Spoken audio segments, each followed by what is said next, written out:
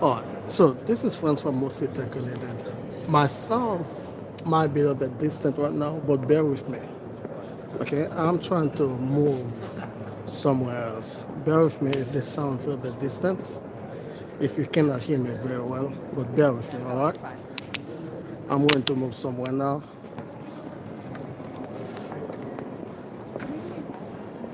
I'm trying to move somewhere a little better.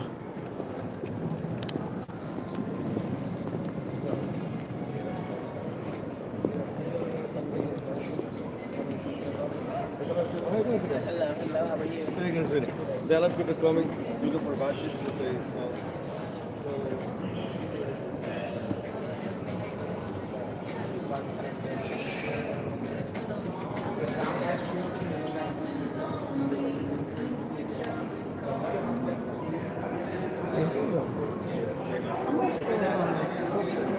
Oh, actually, sir, they don't have co-check today.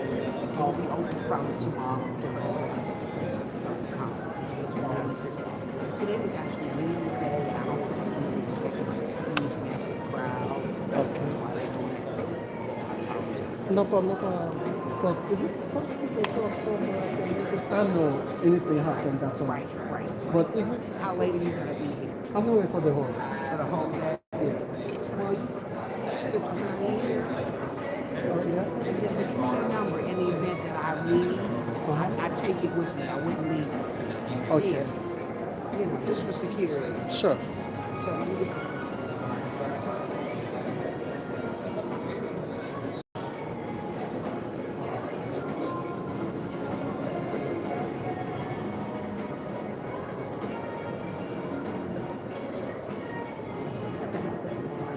Sure, no what's your problem. number? My number is 301. I'm so sorry. 240. 240. Yes. 240. 370 370 1713. Okay, I'm going to call you now. And what's your name? My name is Franz. Okay, guys, there's no coat check today. I apologize. Oh, okay. That's it. All right. Okay, yes, that's me. Okay. And what's your name again? My name is Franz. France. Okay, thank you, France. Mm-hmm. All right, so I'll call you. Thank you. All right, you're welcome. Gentlemen, I'm sorry, there's no coat check available today.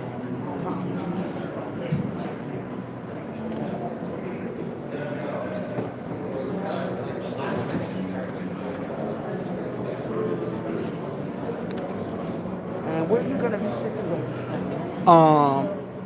So to be honest, I will be almost everywhere. I'm gonna just walk around. I will be walking around. You'll be walking around. Yeah. Okay, that's fine. That's fine. But I will come here Okay, that's just good. to check in. That's good. That's good. Actually, there's no coat check today. No, I where's the apologize. check-in for the policy? Oh, Salon A. Oh, okay, great. Thank you. You're welcome. Thank you, appreciate it.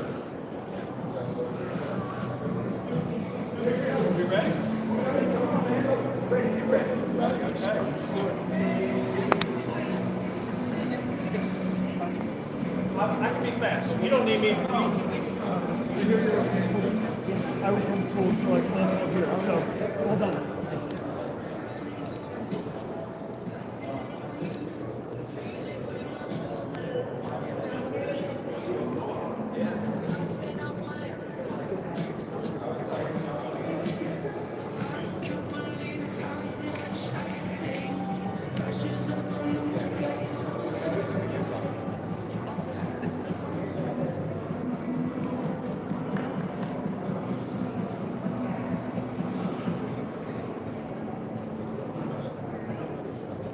Está pasando aquí. Porque aquí dice que no se va a ir. Cuando yo te lo muestro.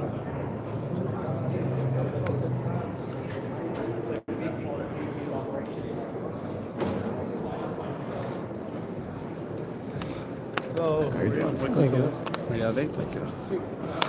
All right, guys. Hopefully, you guys can hear me very well. This is where everything will start. The public media day. This is where the room is. This is where everything will be. So right now, they are putting everything together. And like I said, there will be a few announcements today. And one of them is this vehicle like that. This is the Aston Martin. They will talk a little bit about this vehicle right here. And but yeah, so this is the new Aston Martin that's going to be introduced later today. And there's a Lamborghini down there. As you can see, it's covered. It's not there yet. And there's the new Jeep that they're going to talk about. What I'm going to do, I'm going to find a way to situate myself so that I can give you guys a great view. And I do know my voice can be a little bit far, but bear with me, because if I put a microphone, you will be able to hear only me. I don't want that. I want you guys to hear everything. So that's why you might hear my sounds, my voice a little bit far. Okay? Because if I put a microphone here, you will hear only me. And I want you guys to see and hear everything. All right? So I just wanted to give you guys a quick peek here while everything's being situated right now. And in the meantime, I will find a way to put myself somewhere where I would not be on anybody's way. All right. So again, this is France with mostly tech related. I am here live at the 2026 Public Policy Day.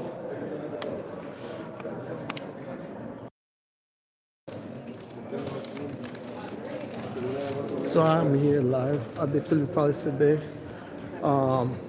in Washington, D.C. Convention Center. So again, the show is going to start pretty soon. And I'm going to find a way to situate myself so that I can bring you guys the show live. But yeah, I'm excited. As you can see, Aston Martin is here. Lamborghini is here. Is going to introduce a car also. And I cannot wait. So right now I'm going to just walk around again because the show hasn't fully started yet. We do have a few things here going on. Sure. I mean, the bottom line is the cars that are sold, the cars that you drive every day, they won't have a road to drive on and you won't have anything to drive in unless the people here in Washington, D.C. are making decisions about how those cars are manufactured, sold, what goes into them, not only to get you from point A to point B, but to get you to safety. So Public Policy Day really is the intersection of automotive policy and the industry that produces these cars. We are the premier forum for the entire world. We're having these conversations. This is where all of the policy decisions happen in the country that dictate how these cars are made and how they're sold. So what are the highlights this year? Who's on tap? This year we had the U.S. Secretary of Transportation, Sean Duffy. He's going to be here in just a little bit. He is a great speaker. If you've never heard him speak live, I would highly encourage everyone to stick around for that. We have Congresswoman Debbie Dingell, Congressman Bob Latta, and its Administrator Jonathan Morrison, among others. I mean, the whole lineup is fantastic. So if you're listening to this, if you're somewhere within earshot and you want to come down to the Grand Lobby to enjoy Public Policy Day today, I highly encourage you to do that. What are the main themes, the topics that you're hearing that these speakers are bringing that you think are going to dominate some of the conversations, especially as we head into Q1 of this year? Yeah, the two biggest things I think on everybody's mind, one is affordability. Just last week, the average price of a new car eclipsed $50,000 for the first time in our history. That's expensive. That makes new vehicles virtually unaffordable for a large swath of the American people. So affordability has to be a topic of conversation, both here today and moving forward. The other thing that I think we're going to hear a lot about is safety and fuel economy. So there are a number of regulations that are being questioned, that are being debated, that are being discussed right now in Washington, D.C. surrounding things like fuel economy, and I think we're going to hear some of those conversations come to light today. All right, so this is at the very beginning of an auto show.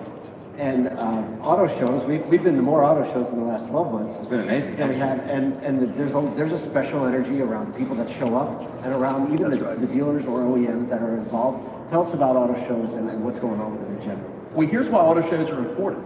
You can see every vehicle on your shopping list in one place. You know, you would spend multiple afternoons back in the day going around to every single dealership if you have 10 cars that you're thinking about buying this year, whereas you can come here to the Washington, D.C. Auto Show and you can see them all in one spot. You can sit in them, you can let your kids run around the cars, have a nice time, climb in and out, and really have a good experience while you're shopping and preparing for that purchase decision. It really is unique for shoppers, and that's why auto shows sell cars. Because you have this high concentration of people who are in the market, they want to buy a car, they know they need a new car. The only question that they have left to answer is, which car are they going to buy? Right. If that car is not here for them to see, for them to experience, for them to sit in, off the list. Well, I think, what's so interesting in the digitization of the world, a lot of people have kind of claimed like, oh, everybody's just going to buy a car online, they're going to do that. But we've seen over and again, especially post-COVID, people going back to the dealerships, 97% of purchases still happening in showrooms. That's right. And so when you aggregate that knowledge base, plus the ability to be in person with so many cars at once, I think that people actually desire to touch and to feel this major purchase. That's right. That's right. Digital media can only take you so far down the sales funnel. And I think that's been proven over and over again. Experiential is still the way to go. And we have two different ways to experience the cars here at the DC Auto Show. Of course, you can walk around the cars and get them on the show floor, but you can also get in them and drive them around the city. And there really is no replacement for sitting in a vehicle and driving it. Oh, that's I didn't realize that you were doing that. Absolutely. We have many brands out on what we call L Street here that you can hop in, you can take a ride and decide if that's the right car for you. What are some of the cool things or innovative things that brands are bringing to the show this year? Is there anything like, oh wow, we didn't expect that? You kind of threw us for a loop. That's fun. And you know what? The cars are the stars, really. So we love having this the new really cool product here. Up and coming brands like the Grenadier, Ineos Grenadier, those are really, really cool cars. Love seeing those. We got Land Rover back this year, so really cool Land Rovers that you can see. And right behind me in the public policy day room, we're going to be getting a first look at the brand new Lamborghini Temerario. We're going to be getting a first look at the brand new Aston Martin Vantage Volante. I probably didn't say that right, but they're beautiful, beautiful cars. So you can see everything from a $30,000 car to a $300,000 plus car. I think that's one of the brilliant things about a car show, and I've been reading that a lot of OEMs are focusing on making sure there are a lot of their most affordable vehicles on display. And I think sometimes people might think that have never been to a show that show is only like the fancy stuff. Right. No, it's very practical. That's it. To come. There's like an entertainment value. You see like, oh man, can you believe, look at this thing right here. And then you can say, oh, I can actually buy this one. That's right. And so I think that's one of the misnomers about car shows in general. And I think there's no better time for a car show than February. That's right. Right? that's You can great. come inside with the inside. family. There's space. If you have kids, they're not going to Let like, them be run too around. loud. That's it. I know. So it's an exciting place to be. The energy is right. And it brings everything back to our core belief about the automotive industry. That is just like a staple in the fabric of this country and this community. And what better way to bring it all together than Washington, D.C.? That's it. Come down to the car show. No better place to be. That's right. Well, Joe, thanks for spending a little time with us and having us out. I appreciate you guys.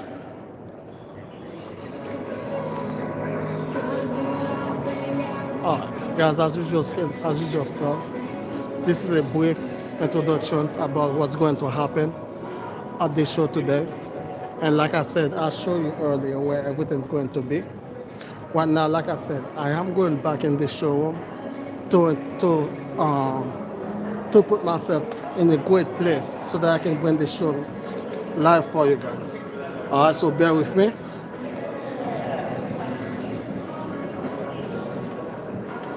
Put it to the side. You got it?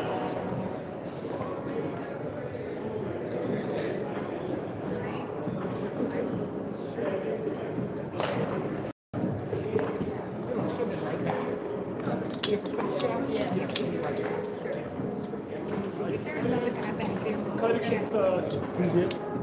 You got it, catch it. Somebody was.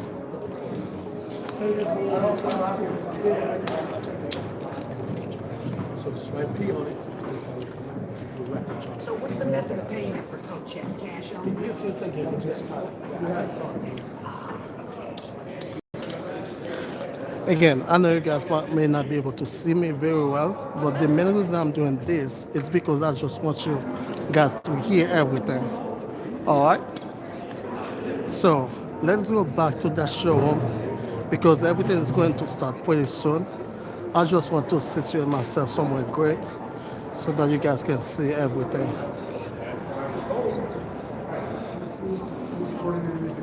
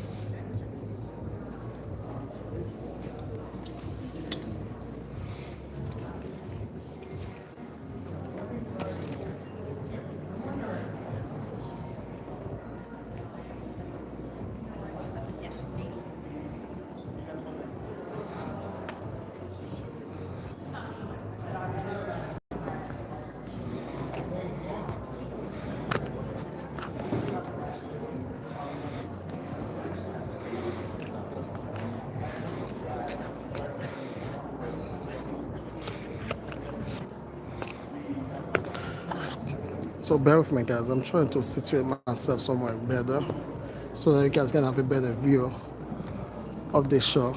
Okay?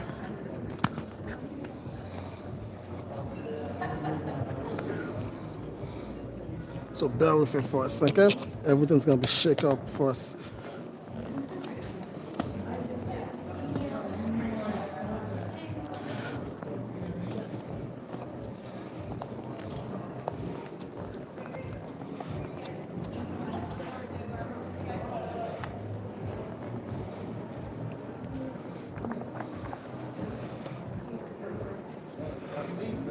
I'm going to move a little bit closer, but right now I'm trying to see if I can give you guys a better view of the room.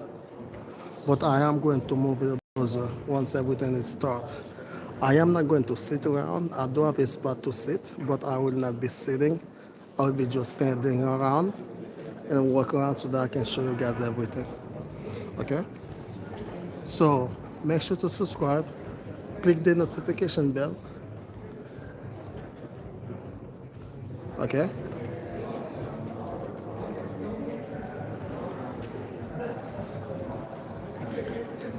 And later this evening, there will be another, I will be live also again, still, because later this evening, there will be a sneak peek of the showroom to show you all the cars that will be displayed for the show started tomorrow.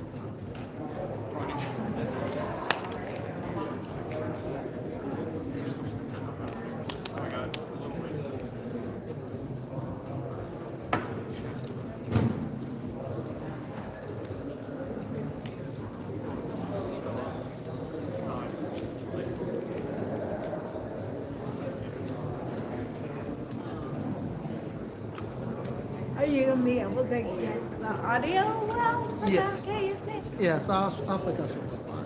Cool. We're talking about, I'm like, cars with cameras.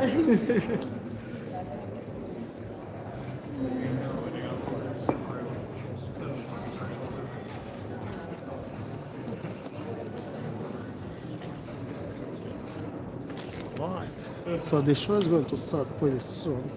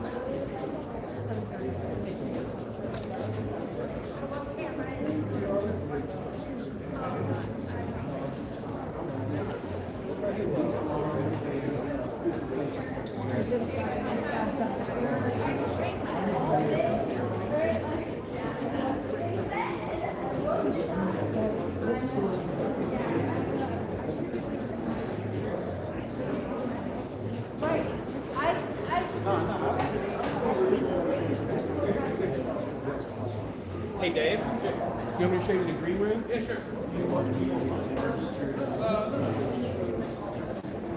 you want to grab a green room, yeah, sure. And then we have water back there, right? So you don't get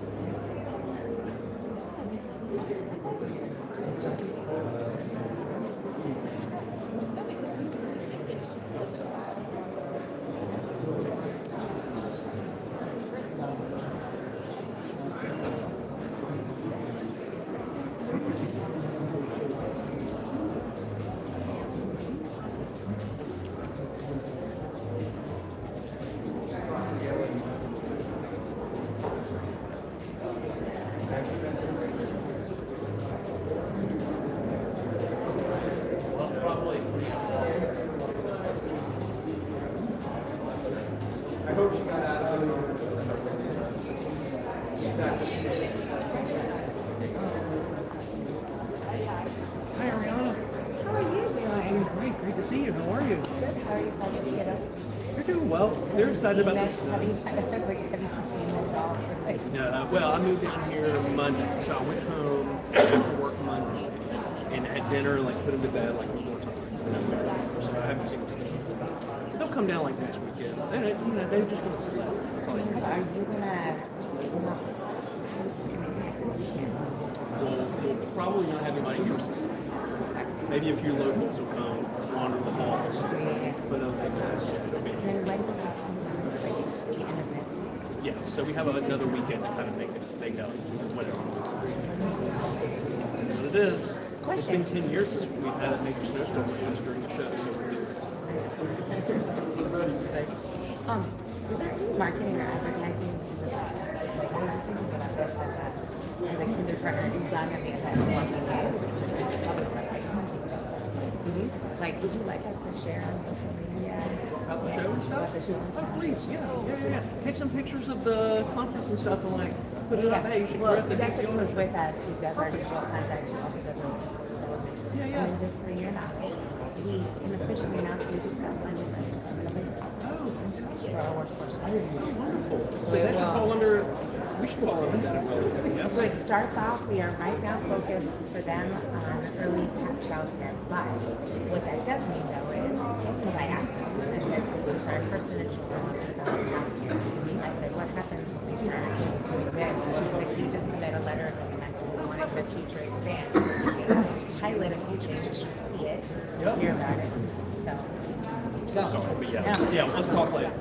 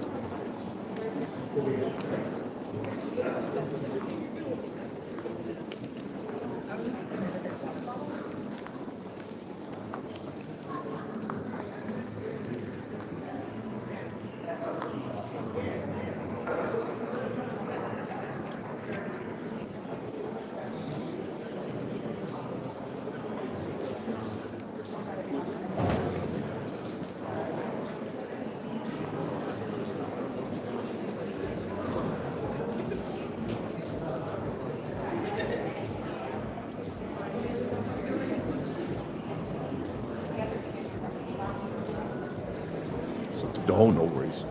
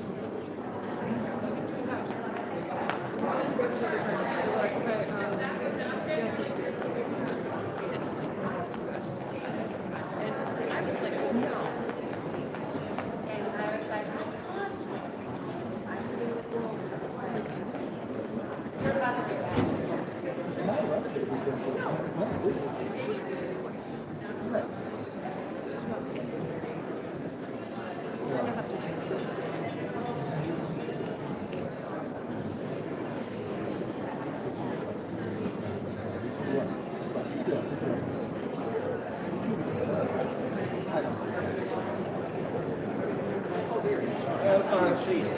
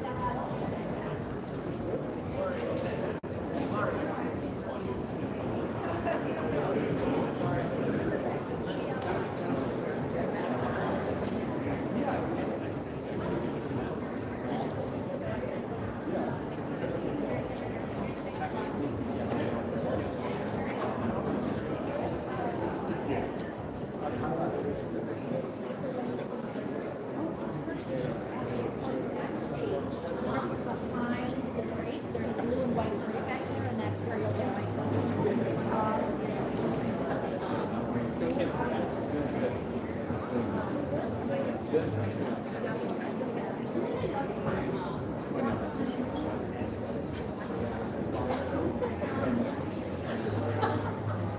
hopefully a budget for the hotel bar.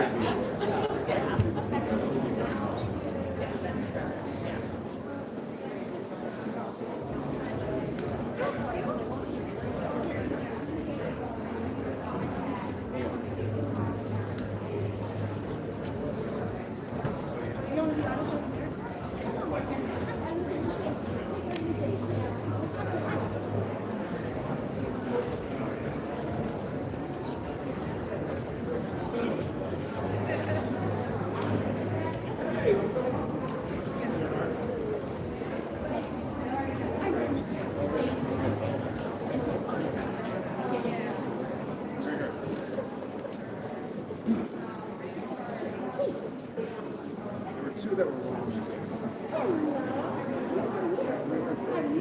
So, sumptuous lunch.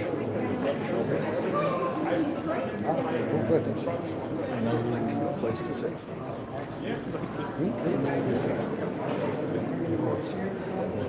No, they want an interview. I'm the editor and writer. I'm working on a feature review.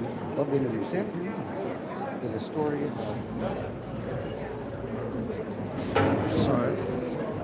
Sorry about that. No problem, no problem. I didn't hit it, did I? No problem. No, you're good. No, you're good. Thank you. I'm not transparent. He has a good way. Yeah. I just hear, right? Tell me that's true.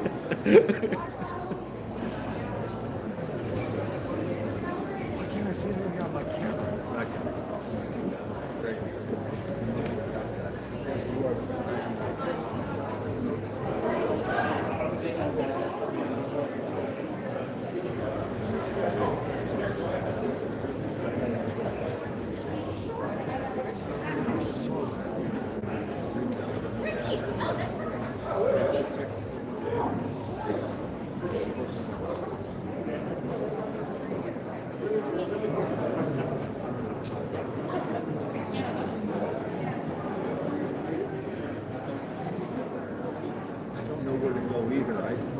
I don't want to be in camera. I didn't know my roots. So.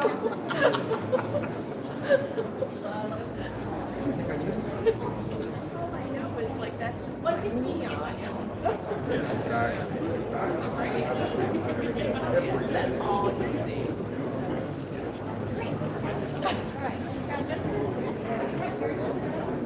No, I'm good. I already ate my lunch. See if I can find any Well, we'll see. but it's tricky. Yeah. And the fact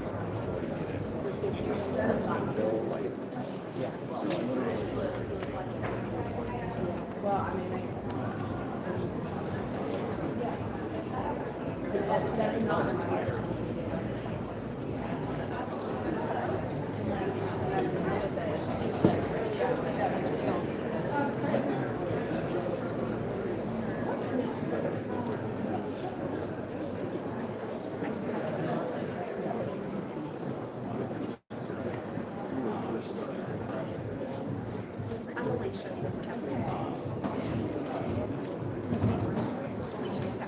Some of the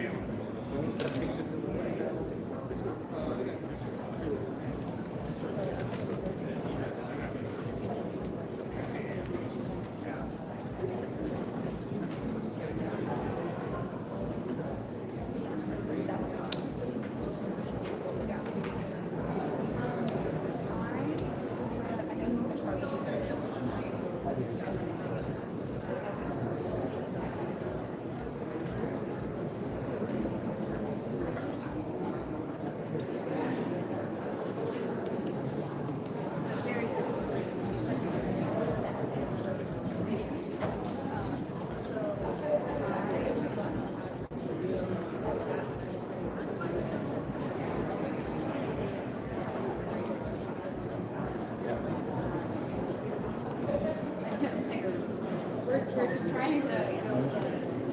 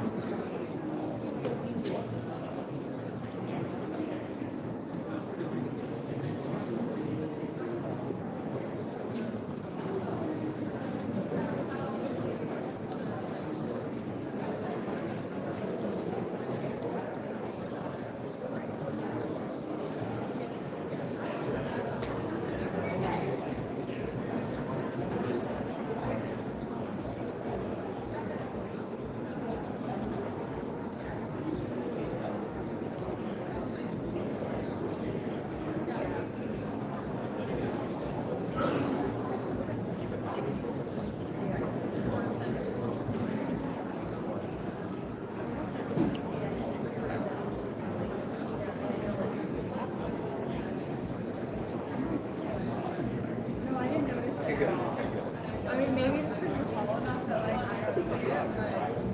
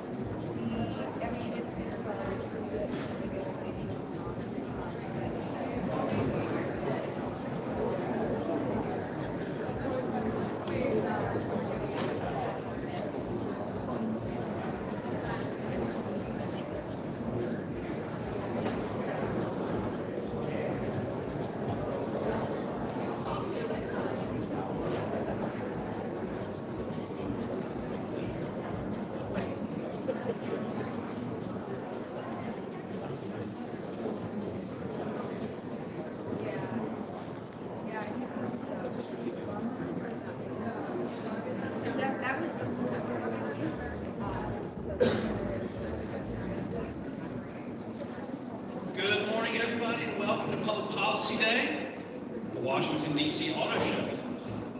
Public Policy Day is the nation's leading forum on automotive policy, taking place right here each year at the Washington, D.C. Auto Show. We're very grateful that you chose to spend part of your day talking about transportation, technology, safety, and energy, topics that frankly affect far more than just what's in our driveways.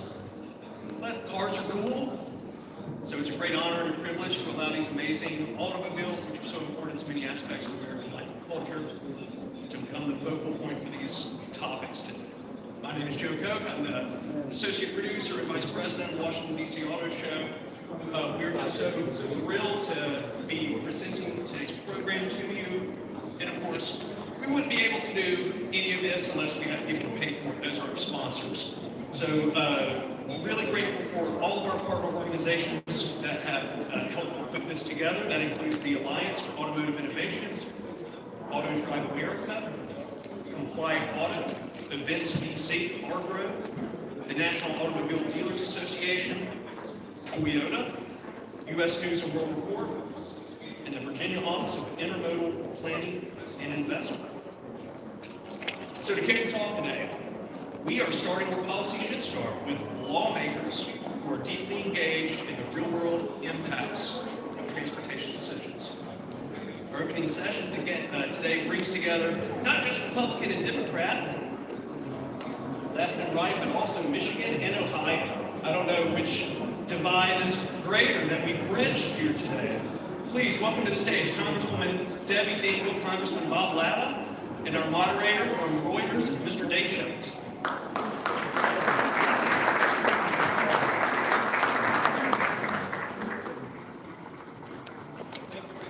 Thanks for coming. We won't talk about Michigan, Ohio State or all right. Yes, I'll give you a comment. Let's jump right into this. So many auto issues that the two of you are facing, the energy conference committee. Let's talk first, obviously, the surface transportation bill coming up for renewal. There's a lot of discussion on various auto issues. Talk first about self-driving cars. The two of you have been working together for years on a bill. You just introduced a draft version of that bill this last week. Talk about where things are on self-driving cars and why do you essentially Congress act in this session?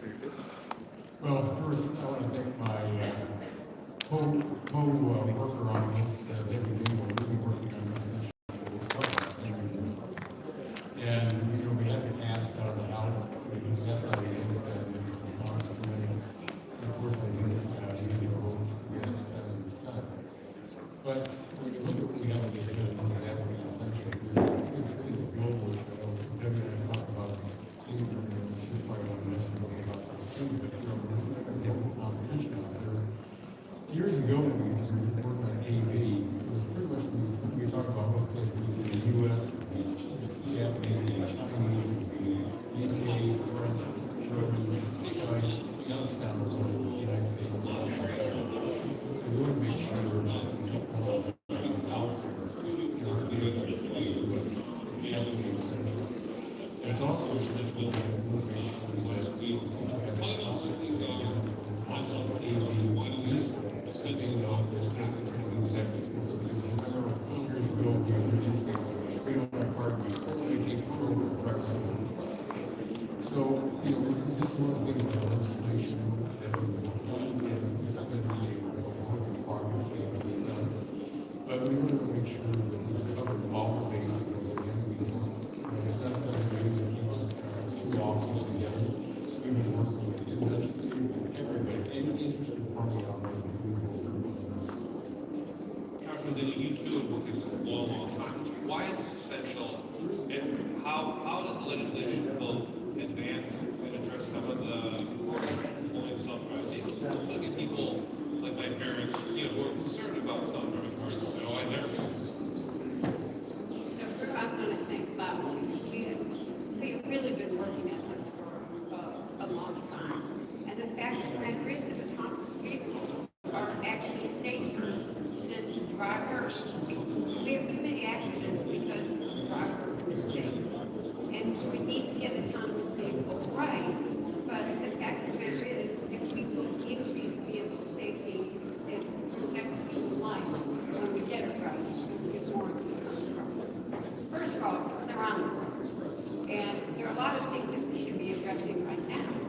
why Chinese cars are on our streets right now, testing their vehicles, collecting our data, yet they won't let U.S. vehicles in their country.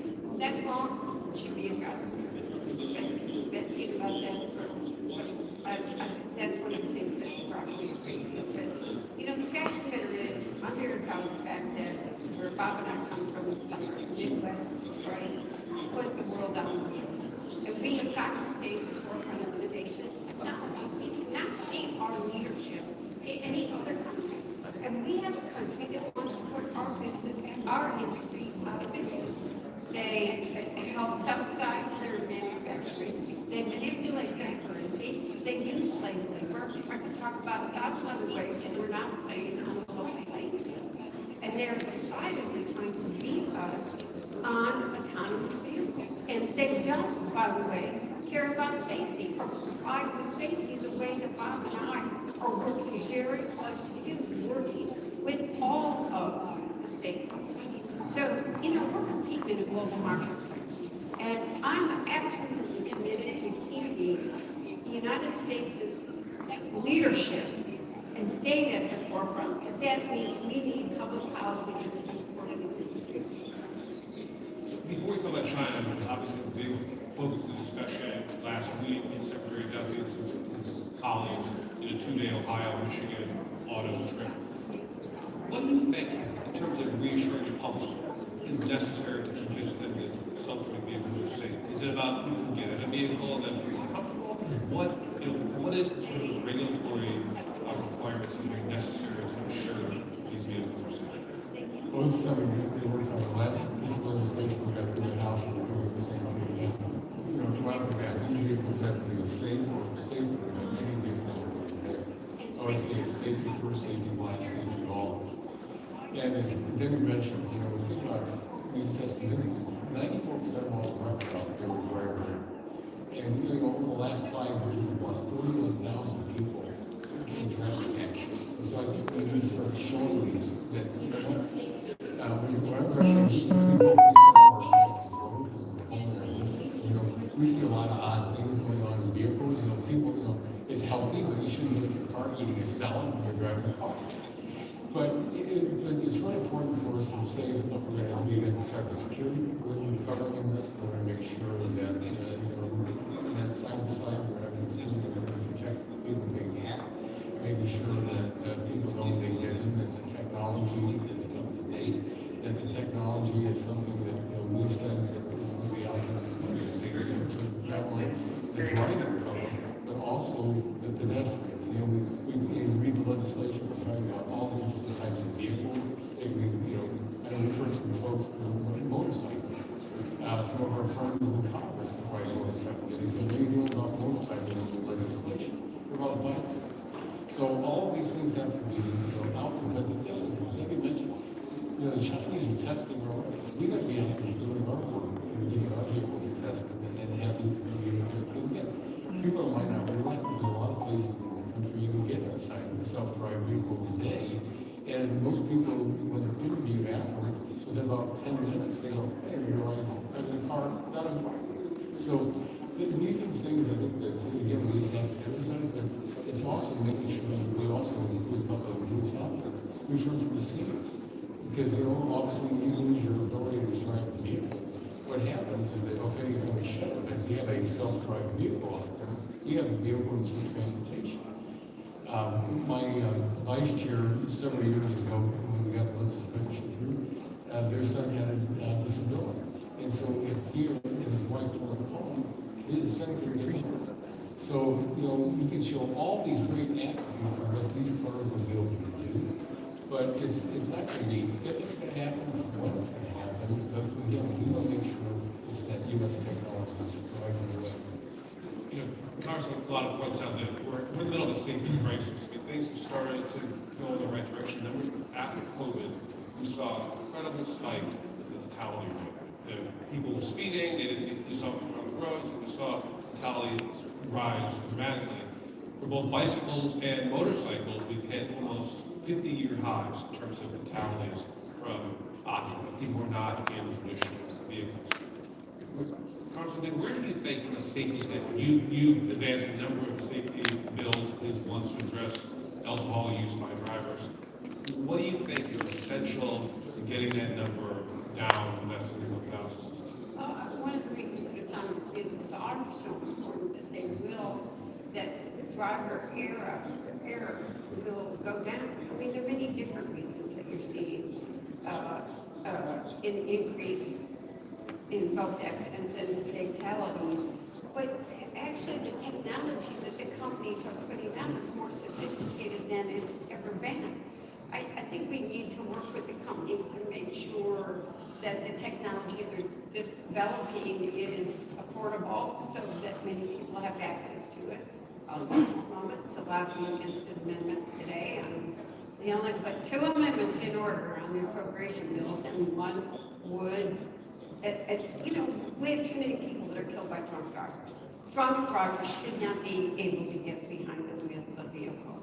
And you pass legislation that says DOT needs to promulgate regulations to address that, and Tom Massey wants to kill that bill. Well, we need to keep using our technology to help make driving safer, period, for everybody. And that's one of the things that we need to do. I don't want to go backwards. I want to keep moving forward with the safety developments that the companies are investing. So let's talk about China. During that 2-day trip last week, China was one of the dominant topics of discussion. Canada has announced a deal with China to let Chinese automakers import up to 49,000 EVs into Canada. The United States, in the final days, the Biden administration passed this connected vehicle regulation that effectively keeps Chinese vehicles off the road because of cybersecurity concerns. Can you talk, Correspondent, about concerns about China, both from the trade standpoint, from the cybersecurity standpoint, and from the industry, which, in December told Congress that they saw China as a major threat to the domestic industry? Well, right off the bat, if you're going to be in a situation to sell a better product, you got to be able to put that, different things in the vehicle. When we look at the tier 1, tier 2, what's going on out there on the EV side, a lot of us build cars today. People don't even realize what they want in their vehicles. It's like several years back when it was like the rear camera back camera. All of a sudden now it's in every car. So you get into, or I should say, level 1, level 2s. Then you also have these 2 levels already in most vehicles, and so all they're being built in. But if you have a situation where the Chinese are out there going up faster, and people say, I want that technology in my car. I want to be able to have that. And all of a sudden, you go to buy a U.S.-made product. They say, it's not there. They say, well, I'm going to buy that vehicle. I'm going to buy this vehicle. And that's going to really hurt American citizens. So, I think it's really important because, when we talk about safety and everything else, one of the things we don't talk a lot about, including the AVs, is that once we get these vehicles on the road, we're going to be talking to each other. And just think, we're going to alleviate a lot of our traffic jams out there because how often are you on a situation where it says, okay, you're going to have to merge 2 miles down the road and another. And what's everybody do? They race way up to the front and they slam on the brakes so they have these long lines so that they have accidents. What's going to happen is the cars are all going to be talking, they're going to merge in, so everything's going to flow faster and you're going to save time. So I think one of the things we're talking about with China's technology, we've got to be out there with better technology because, again, that's what people want. If you're buying a new car, you want to buy a car with old technology. When we worked on this legislation in the years past, I'd ask everybody who came before us one simple question. Are you where you thought you'd be 5 years ago? And everybody said the exact same thing. We're much farther ahead. So why do you want to put old technology in a vehicle when your competitor is looking over the horizon saying, we're putting that in today? Congresswoman, obviously, China's a big issue.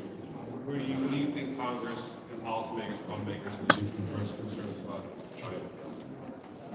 There are a lot of different issues that we need to be doing with China. One, we need to have trade policies to ensure that our manufacturers are playing on a level playing field. So surprisingly, I'm somebody who thinks tariffs are a tool in the toolbox, not to be used chaotically, But when you do not have a level playing field, tariffs are one tool. But we also need to make sure that China is complying with our safety standards and our environmental and engineering standards. So there are many things that we need to be doing. I think trade policy is something that is very important to ensuring we're playing on our own land. You know, Congressman Molinar from Michigan, who chairs the Select China Committee, said he'd like to see that connected vehicle rule written into law to basically ensure that, you know, any administration couldn't roll it back. Can you maybe talk about? Hey, just because something's written law doesn't mean things aren't being written out to be. Talk about the issue of vehicle data, how important that is. I know you also have another bill to address concerns about data. People don't understand. We need privacy data in this country more than anybody understands. I remember sitting in a meeting, I think it was just the Democrats, talking about what to do about data 5 years ago. And I started talking, people don't understand. The first time it became real to people about the kind of data that was being collected, was being stored, let alone that cars can get access to your, if you're using Bluetooth, they've got access to your phones and all the data that you have on your phones. But when General Motors sold people's driving habits to insurance companies and consumers actually paid increased costs for their insurance, people suddenly said, but they can't do it, but they could. Until the FCC, I rarely say anything good, but what's happening right now, but the FTC put a five-year moratorium on General Motors being able to sell their data. But they have no other idea. People have no idea about how data on that vehicle is being used. People can use it to stalk victims of sexual violence or domestic abuse. That's one of the bills that I have. But you've got a right for your data to be private, and you have no idea what's in that black box, and every driver, every consumer should be thinking about it. Well, and you know, Congressman, the last Commerce Secretary, Gina Raimondo, talked about how your car knows a lot about you, right? It knows where you drop your kids off at school, it knows where you go to the doctor, it knows where you go to the office, whether you don't get to the office on time, right? How concerned should we that our cars know too much about us and that data, ensuring that data is protected? Well, and again, that's what, you know, in the legislation, we really want to make sure that people understand that it's out there and is protected. You know, one of the things that we talked about years back was you don't want your vehicle to be used against you. Sure. And so that's one of the things. You know, believe it or not, I've heard. I'm an attorney by training. I heard a lot of interesting things. I had people say, well, wait a minute. What happens if you're in a divorce situation and you can figure out where that car was, and all of a sudden the other spouse can say in court, this is, you know, I'm going to use that vehicle. So those are the things we're saying. That, wait a minute, we got to make sure that what data is there and how it's being protected and who has access to it, because again, people want to make sure that, you know, again, as I said, your car would not be used against you in court or some other type of proceeding. So September 30th is the date that the surface transportation title expires. It's a time that Congress typically uses to consider new safety legislation and other auto-related measures. What should, obviously, this audience is closely following it. What is your sense of the timeline roughly for when people might see, you know, markups and, you know, draft legislation, and when we might know kind of where this is going? Well, you know, just recently we had a subcommittee hearing that, so we could say we now had a ledge hearing on the on AVs. I think it's important now that we get it marked up. It goes to full committee. We move it out, and then it goes over to so we can get it in that surface transportation. Because timing is going to be that legislation. It's, you know, our problem is we just don't have enough time now. Right. Here, I can't believe, you know, we're 2/3 of the way through January, and the next problem we're going to be running into, even once we get the bill out of committee, then it's called floor time. Then you got to fight to find out how you're going to get the floor time. So if we can get it in the surface transportation, that's exactly where it needs to be.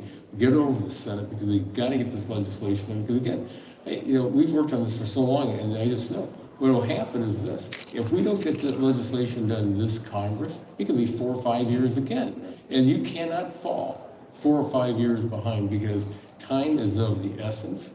And that's what we've been working on, to make sure that we get this legislation across the finish line. Well, one of the good things about the surface transportation bill is because it needs 60 votes in the Senate, that this has historically been a bipartisan piece of legislation. So is it your sense that there'll have to be a bipartisan way forward to get something on self-driving cars through? Well, that's why Bob and I have been working so hard together for a decade. I always think it's better when you can work together and get a piece of legislation out. You know, there are a lot of stakeholders that are involved in the autonomous vehicle legislation. I think Bob's still counting how many meetings have been had, but it's hundreds and hundreds. and we've worked with the stakeholders, and there's some that still, or one, that still has concerns, but it's why we put out a working draft and haven't introduced legislation, because we're committed to listening to absolutely every stakeholder. But, you know, everybody used to say labor's opposed to this. We have had countless meetings with labor to understand their issues, and we're working to get a good place. You know, everybody thinks the companies all get along. I could tell you stories. But we got all the companies, I think, at this hour at the same place, and that takes a lot of work. I mean, every one of the stakeholders has, had a lot of issues. We don't look at that Republican, Democrat. We look at this, let's keep this country competitive. Let's stay at the forefront of innovation and technology. Let's be the leader in the global marketplace. But every conversation we have, I also say, and I say to Bob a lot, we have to make sure people are going to be safe. Safety matters. That's also at the forefront of what we do every day. But we approach this as two people who love, and by the way, the auto industry is still the backbone of the American economy. I'd like to remind people of that. You may think all those IT people are, important out in California, and they are. But do you know how much technology is in these vehicles? So we approach it in a very, two people who care mode. If I could just follow up real quick on that. Because again, what we're saying is, look, we have to look at, it's a preemption issue. It's bumper to bumper. So we're not changing anything. We're talking with the states, we're telling the states we're not going to take away what you've already been doing. I know that the auto dealers have contacted us on an issue, and so it was kind of like we had that issue last time. We had to make sure it was taken care of again. So we've gone through with everybody, and Debbie's absolutely correct. When we talk about the stakeholders out there, we're not talking about 5 or 10. We're talking hundreds. And so everybody's had an opportunity to look at this, to work on it, because it's like, folks, again, time is of the essence now. We got to get it done. There have been some instances that have raised concerns. Obviously, there was the cruise incident where a woman in San Francisco was hit by one car and thrown into the path of a self-driving car and dragged. We've seen an investigation into Waymo vehicles in Texas that have gone by parked school buses improperly apparently because of a software issue. Vehicles aren't perfect, human beings aren't perfect either. What do you think the level of sort of acceptance for the public is of self-driving vehicles, even though they don't fall asleep, they don't get distracted, they don't drink and drive, but they're still pieces of machinery? I mean, is the public willing to accept, do you think, some level of software issues with self-driving vehicles? Well, I think it's multiple, because again, I think when you look at, 94% of all the accidents out there are driver error. Years ago when I was in the House General Assembly, I chaired judiciary committees in the House and the Senate. And I always said this about, we'd be working on a bill, and I'd say, you know what, we want to get something done here, because this is a one-day headline for everybody else to read. Somebody else is going to live with it, or their family is going to live with it the rest of their lives. So this is why it's so important to us to get this right. It's also important that, when you're trying to convince people, it's like the school bus issue. We don't want any self-drive car to go through where there's a school bus. However, why did we start putting cameras on school buses on the outside? Because drivers were driving through the school buses with the lights on. So it's all, so it's convincing people that, look, if we can maybe start with saying, 94% of everything is a driver error, and then it's like just like all the actions it's going to change the insurance industry across our country. So, but we've talked with them too. But again, I think it's an educational piece. If people don't see the vehicles, if you can't be out there testing, if you can't show people what can be done. I know several years ago, literally, I think that we both, every time there's an incident with a self-drive car, we get it. I mean, right off the bat, we have it. And I remember reading one unfortunately, where a pedestrian stepped out and was struck. But the law enforcement said even if a person had been in that car, nobody could have prevented that accident from ever happening. So there are unfortunately going to be times when accidents will occur, and that's why they call it accidents. But the issue is going to be we're going to build in these cars so much technology that we're going to make sure that people say, you know what, I've got a lot of faith in them. And we put so many miles on cars in our district that, people say, what happens, would you trust this at night? And I say, absolutely. It's like driving back across your district at midnight. It'd be nice to have a little help in there sometime. So I think that once people know that the technology's been tested, and that's the big thing, it's going to be tested, it's going to be, people understand it, and it's going to be like, because right now it's like you're trusting your cell phones, you're trusting your computers, all these things are going on right now, so we can build that back into these vehicles. So, Congressman, at the same time, when a plane crashes, Congress holds hearings, we take action, the FAA changes the rules, they address the fault, but it seems like with 40,000 people dying on the roads, people sort of throw up their hands and say, well, that's just, a cost of, doing business and being on the roads. Why do you think we sort of accept, the 6 million crashes, too many people injured and 40,000 people? I don't think we do You don't accept think we it. do? I think we care greatly about it. We talk about it in oversight on the Hill. It's why we work to support DOT and the National Highway Traffic Safety. You've seen technology improve every single day. I've got now, I can tell when I'm going into another lane, my car jerks at me. So I think that, thankfully, first of all, if there is a plane crash, it tends to be a larger number of people that are impacted than one or two, although you'll see drunk driving, horrific stories, or, 100 vehicle pile up on, it happened in Michigan on Saturday. People pay attention to it, and we have hearings, and we do talk about it. I think we talk about it far more. I think there are, thankfully, as I said, fewer plane crashes, and there are more people involved, but I think people pay far more attention to vehicle safety than, we can never take our eye off of it, and I don't think Bob or I ever do, or our committee does. So one big issue is affordability of cars, and obviously we just had this 2-day thing that both of you attended. What do you think Congress and administration need to do to make it more affordable? Since COVID, prices have gone way up. We had supply chain issues, we had semiconductor shortages, we've had trade disputes, tariffs, we had lost production during COVID. What do we do to make vehicles more affordable?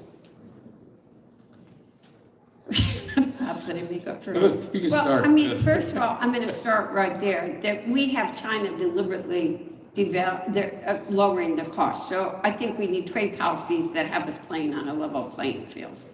I think that, you could go, there have been so many different issues. We've tried to bring back, and quite frankly, some of the dollars supporting the programs. How many during COVID we saw parking lots full of vehicles because we weren't producing the chips in this country. We got to address the chip availability issue. We have to, China's using slave labor. There are, I could go piece by piece. Our supplier community has been really challenged as we've been looking at tariff policies and they've had to eat this is so complicated for a 2-minute conversation, but and I think that, and it's something Bob and I try very hard to do, is to deal with all of the stakeholders. And the OEMs need to do a better job at having relationships with all the stakeholders. But when I was meeting with the supplier community over this past year, and the way that what's happening to them on the costs that are happening because of the tariff, the dealers are very concerned about what's happening, and there have been issues in terms of what they're passing on the costs. We need to address each part of the cost part of it and work together, to be perfectly frank. Just to follow up just briefly, there's a lot of things that we should be doing in this country that we're not. And so from rare earth minerals and everything else, it's just like from permitting and moving these things forward, there's things that we're working on all the time in our committees. So I think that, for one thing is like we have to make sure that we have a good supply. Again, as you mentioned about COVID, we found out our supply chain was strung out way too far across the world. We got to bring it back in. Last week, when the secretary was up in Avon Lake in my district at the Ford plant, and the EPA commissioner, and then also with the trade representative, one of the issues that came up was aluminum. Mm-hmm. Now, one of our problems is we don't have enough of it in this country, so we got to get it from someplace else. So all of a sudden, when you don't have enough aluminum, one of the plants isn't getting the supply, and so they either go to a slowdown or they had to shut down lines. That we don't want that to happen, but for everything I believe that we can take care of in this country, we got to become more self-reliant and start doing it here. How do you? I want to answer one more thing that he triggered in me. We also need to be supporting multiple technologies. We need to, it's cheaper to run a car on electricity. That's a reality. We shouldn't be discouraging or saying, I hate EVs, we shouldn't have them. And by the way, we are competing in a global marketplace. There may be some people that don't like EVs in this country, but that doesn't mean that that we shouldn't be supporting our domestic industry and making sure that they're offering products that reach all consumers. And we need to make sure that our companies are competitive in the global marketplace the way other countries do to support their industries. Right, to the Congressman's point, obviously OEMs made big investments in EVs, places like Lordstown, there's a battery plant, a lot of the suppliers invested in EVs. Sort of, how do you see EV production and sort of what's the government's role in setting vehicle policy after the prior administration was clearly very eager to increase the number of EVs sold? We're not real political. And Bob, this isn't about, we talk about this. But here's the thing that I always say about vehicles. The government should pick the winners and losers. And I'm going to tell you, when we pick winners and losers here in Washington, it's usually going to be the consumer that's going to lose. Across my district, when I've talked with in the last year with the dealers, and they say, well, they didn't sell very many EVs to begin with. You have a harsh winter, and like it's going to be 8 below zero at home this week. And so all of a sudden, what happens to those cars? Well, the charge, people found out, wasn't there. So, the government shouldn't say that you're going to drive that type of a car, and when they drive up the standard of where the mileage has to be, does it say that that's going to be the artificial how we're going to get there with an EV? That's not it. If a person wants to have an EV, I've always said this, good for you. And hopefully we have the car companies out there that want to build those vehicles. But they also found out that when the driving public, and this is always important, when the driving public doesn't want the vehicle, how can you force it on somebody? And so, and because we still have, people say, I haven't got a place to charge up my car. So when it comes to EVs, the federal government should not be out there saying, you're going to drive this type of vehicle, period. And people say, you know what, I'm not going to drive it. Now, how about USMCA and your suppliers in Northern Ohio, part of this integrated supply chain with Mexico and Canada? What do you think, what's the best way forward in terms of trade and ensuring this up and down supply chain? Well, and again, where we're from, how close are you to the Ambassador Bridge? I'm very close. Am My district's actually north of Canada. I live about 80 miles due south of the bridge. Okay. I-75 runs through my district. And when I'm in a car, I do this all the time. I'm looking at license plates on trucks. You know, so I'm looking at a lot of Canadian trucks coming down. But we know this, an average part crosses that bridge 13 times before it's assembled. 13 times. So, you know, we had this integration of a North American that we said, okay, this is how the cars are going to be built. If you want to know your car, you might be looking at a Ford or Chevy or whatever else, and you might think, oh, it's a U.S. Well, I tell people, before you do that, look at the VIN plate and look at the first number. Is it 1, 2, or 3? And they said, what do you mean? I said, well, that's where it's made. And so they thought, well, my car's made in the U.S. I look at it and said, no, it's made in Canada. No, it's made, you know, or I should say, it's assembled because the parts are all coming in. And so it's just like we talk about now, assembly plants. They're not total manufacturing like what Ford did initially, where he had from start to finish. It was all everything was done right there. But today, everything's coming in because, you know, I hate to admit, Michigan does make a few more autos than we do in Ohio, but we're the number 1 and 2.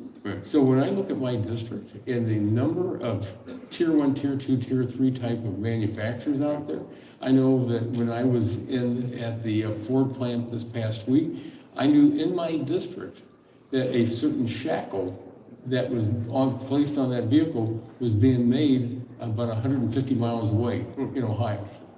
I knew what that plant had made. So we're seeing everything it all comes together to be assembled. So that's what we have to think about as we talk about trade and how autos are manufactured, because now the supply chain is shortened to a good extent, but it's up and down that road. You want to wrap us up? Well, I think the renegotiation of USMCA, Canada is a great neighbor. I love Canadians. I want to leave everybody with. I've not been happy with the way we've treated them, and that's not Bob. So, I mean, Bob and I love our Canadian neighbors. But I think NAFTA was one of the worst pieces. I agreed with Donald Trump on what he thought about NAFTA, and it's why he liked me for a little while. And that we passed the USMCA, and now we're at a point that we have to tweak it. And there are things that need to be tweaked. But our trade relationship with Canada is very, very, very important. And the tweaking of the USMCA is something that we got to work together to make right. They are a very important neighbor. They are family. Well, please give a warm round of applause to all the members of Congress. Thanks very much. Thanks.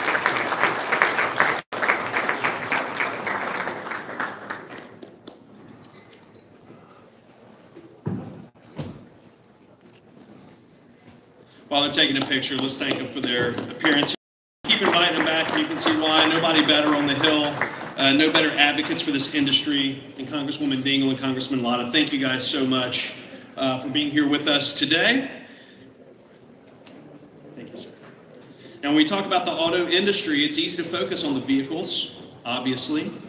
This industry is also about people, workforce, community, and economic mobility. It's about the vital links in the chain that make our roads safer places to be.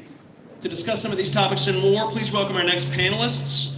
Owner of the Dark Horse family of dealerships and immediate past chairman of the Washington Area Automobile Dealers Association, Jamie Darvish, founder of Safe Ride, Will Bright, together with Paul Daly and Kyle Mountseer from the Automotive State of the Union. Thank you very much. I'm Paul, that's Kyle. Hey, so we already had introductions. I would love to talk a little bit about autonomy. It's something that's in the news a lot. It's in the customer conversation more and more. And there are a lot of areas in autonomy that have to be spanned. We're talking about policy, but we're also talking about the manufacturing of the vehicles, the sale of the vehicle, the education of the consumer, and how it kind of goes down through that chain. So we're going to spread those topics out a little bit over the next 20 minutes. I'd like to start and level set and let people understand your perspective and where you're coming from. So why don't we start with you, Will, explain what you're up to and why you care so much about it. Absolutely. I'm Will. I'm the founder of Safe Ride. We make a device that you can put into any vehicle built since 2010 and make it not hit people. brings level 2 autonomy, all the key safety features like pedestrian detection, automatic braking to any car. A friend of mine got hit and killed crossing the road after I wrapped up my previous company. I started looking into road death stats and realized that we're not going to solve the problem unless we do something about all the cars that are already on the road. So that's why we started this, and that's what we're working on. Great. Jamie. I'm Jamie Darvish. You hear me all right? Jamie Darvish. My brother and I own a bunch of car dealerships, predominantly in this market and also in the New York market. We touch about just over 1 million consumers a year in our business. So we have a good finger on the pulse of what customers are thinking about the automotive industry and cars that are coming down the pike these days. Automotive State of the Union is a new media company that Paul and I run with an incredible team. And we cover the industry across a lot of retail, but also have a lot of conversations in policy and with the manufacturers as well. We have a docuseries called More Than Cars, The Truth About Car Dealers, where we go across the country and really just expose and explain what's happening in retail. I want to start though with a little bit of background story on autonomy. If you don't know, in 2004 was the first time that AutoSuggest, Google's suggesting engine, started filling our sentences, right? And that may seem kind of irrelevant to the conversation of autonomous vehicles and what's happening on the road, how consumers are thinking about it, whether that be in rideshare or purchasing their own vehicles with different levels of autonomy. But I think as a culture, we have become more and more used to agents or some level of AI or some level of machine learning starting to finish our sentences. Or the advent of AI and agentic commerce and everything that's happening there is happening not just in our physical realm, but in data as well. So I think that as a culture, we have begun to be conditioned to what does technology do in front of me or around me.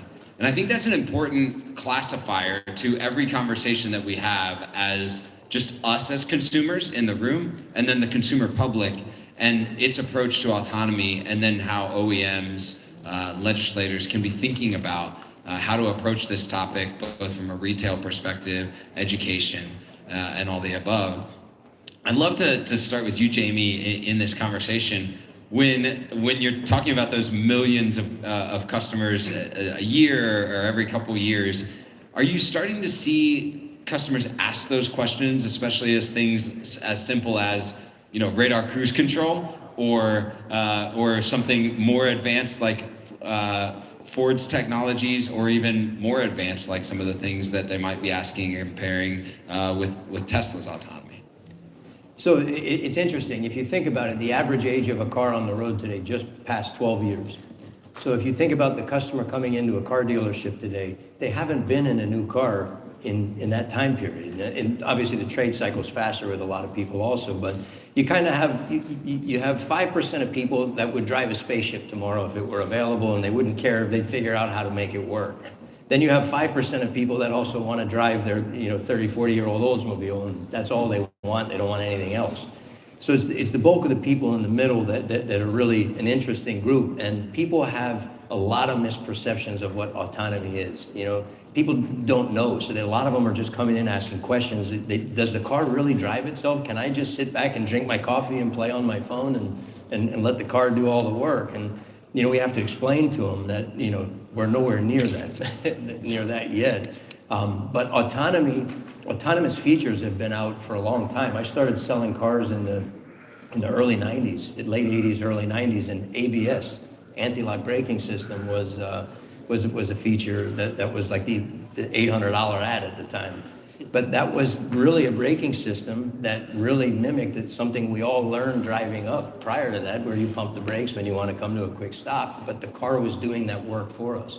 And part of the learning process was, first, for a customer at that point, was understanding what does that feature even do.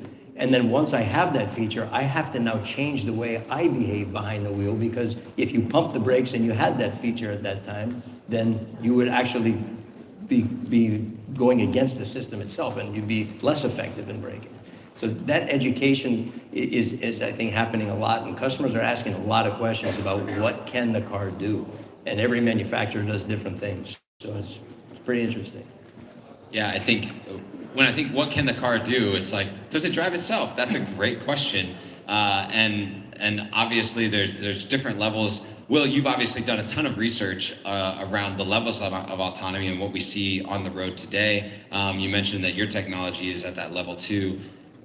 Just for anyone in the room that's maybe like talking about this stuff, what's level 1, level 2, level 3, level 4? You know, where are the most progressive and least progressive kind of handling some of these things today? Yeah, absolutely. So the driver assistance products, what is called autonomy, that is available in most cars, exists at level 2 and below right now, which means that the driver still has to be fully engaged at all times in the use of it. It can improve the convenience of driving by making life easier to maintain distance to cars, or even at some points automatically react to signals like a red light.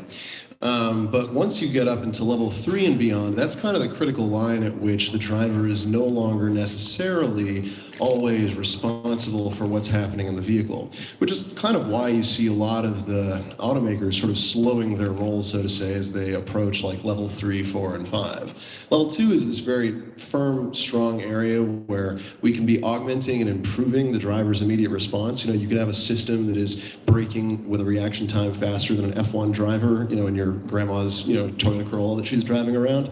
But level 3, 4, and 5, that's sort of getting into that more advanced territory, you know, what Tesla calls FSD, and what very few automakers are sort of working with right now. I think that the utility of level 2 systems is unquestionable, right? Like I said a moment ago, you can have braking responses that are faster than any human could. You can have distance judgment that's way more effective than what any human could do. You can identify people in the road more effectively, you know, at night they're wearing a dark set of clothes much faster and more effectively than any normal person can. And I think that's really what the focus should be on, is bringing every car up to level 2, because that's where the biggest gains come from. Level 3 and beyond, it will have improvements and other gains broadly, but when we think about the majority of the most catastrophic outcomes related to cars, level 2 is sort of what solves that. So it's kind of, the key thing is getting level 2 into everything, and then, you know, maybe there is a future where we're all in robo-taxis all the time in level 5 and level 4, but it gets a little bit more complicated. Has anyone in the room ever been in, so Tesla Full Self-Drive, level 3, and Waymo would be level 5. So has anyone in here ever ridden in a Waymo? More than I expected. Probably, I'll say 15% of the room has been in a Waymo. Kyle's been in a Waymo. I love a Waymo. Still waiting. I'll say it from stage. I like the thinking and the approach behind how can we get the biggest gains, and going from, you know, getting everything to level 2, I think spans this it's like a broad palette. There are safety gains and benefits, like you said, braking distance, the tragedy that happened with your friend, you know, like to reduce those types of things or eliminate them almost altogether. But there's also this convenience factor, and, you know, a lot of people have probably had, you know, adaptive cruise control, which I would consider like kind of an early level autonomy, where now I don't have to worry about adjusting my speed, level 1. Then you have adaptive cruise control that also can keep the car in the lane, right? Level 2. And now, like, we have things like, you know, like Ford has Blue Cruise, Super Cruise is Chevy, and then there's all these other ones that you can turn on. I have a vehicle that I can turn Blue Cruise on, and it drives on the highway. And there is a fatigue reduction significantly that happens when you do that. So from a consumer standpoint, and like as we're thinking through policy and what consumers want, there is this blend of safety and convenience that we're considering. And something else I'm going to bring up a little later in the conversation. What do you think are the roadblocks to getting us to level 2 on the new side? Well, I would tell you the first thing is the cost. You know, we're dealing with such an affordability issue in most parts of life these days, and automotive is no exception. And the average price of a car today is already pushing $50,000. And when 1/3 of the United States of American population just mathematically can't afford a new car, we got to be very conscious what we keep adding into these cars, because it's driving the cost. When you say adding, you mean like mandating? Like mandating, whether it's regulation or even if it's just something a consumer wants. It's great to want it, but it's more expensive. But yeah, regulation is a big factor there. I think then it's also, there's a lot of people that it's very difficult to get over the curve of driving different. You sit behind the wheel, there's the way you drive, the way you steer, and when you get some of these features in the car, you have to change the way you drive, and that's a difficult thing either for people to think they can get over and get their arms around, or even physically to do it. So I think that's a very big challenge. We have conversations a lot. Paul and I like to go around and we call it man on the street. We'll go into any city, have 5, 6, 7 conversations just with random strangers. Our goal is to aggregate just, hey, what's a regular person that's just on the street thinking about the car business, thinking about auto retail, thinking about the vehicles that they might drive.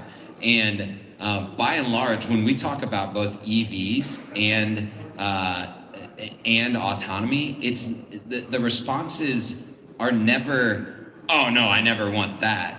It's some level of confusion, it's some level of misunderstanding. And when we think about educating a consumer populace on something that, like you said, is something that they do every 3 or 5 years on whether or not they want it, whether or not they can afford it, whether or not it's necessary or right for them to be involved with technology like that, it's a heavy lift, right?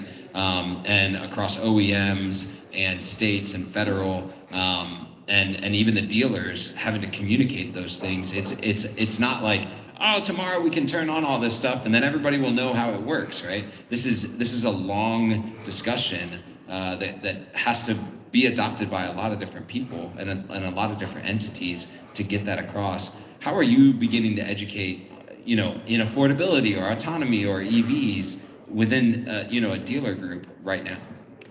Yeah, it's interesting. It's estimated by the industry that the consumer today, if you think about today's vehicle, the consumer today doesn't know 20% of the features that their car that they currently drive has. And of the other 80%, there's about a fourth of them, they have no idea how to change it, affect it, or adjust the feature. So I mean, there's an education that has to happen when someone buys a car. I remember when I started selling cars, someone would buy a car and you could, within 45 minutes to an hour, you could give someone pretty much a boring overview of how to drive this car versus your old one. Today, it's like think about when you went from a flip phone to a smartphone. Yeah, I mean, this is kind of what people are doing, and it's literally days or weeks of training with customers. I mean, we have customers come back, months later, hey, how does this work? I remember, whatever, and it's a lot of time to be put in. I think that's going to be a big challenge in as any part of the car from a technological standpoint advances. So we talked about new cars. Will, your area is saying, how do we get the used cars up to speed on our autonomy here? I want to hold this up. I want you to hold that. So you have a unique solution for how do we bring the used cars up to speed as much as we can on the safety and also the benefits of autonomous driving. So how are you trying to solve that problem? Yeah, just to speak on what Jamie was saying, there's over 40 different trade terms for level 2 autonomy. Every company calls it something different, and their particular combination of terms means something different. So really, the way that you can solve this is by simplifying it down to the patterns of behavior that people have already engaged with, right? So in the case of our product, there's 2 modes of use. There's a passive mode of use, which is that at all times, the cameras are running to see if somebody is running in front of the vehicle or if there's a red light that you should stop for. This interfaces with the vehicle automatically in response to that. Someone runs out in front of the car, obviously you would want to stop, it stops the car, right? So deactivate that feature, it's just on. The hands-free cruise is interfaced with in the exact same way that you interface with normal cruise control. You press the cruise control on button on your steering wheel. If you want the cruise control speed to be higher, you press the button that makes the speed go higher on your normal cruise control.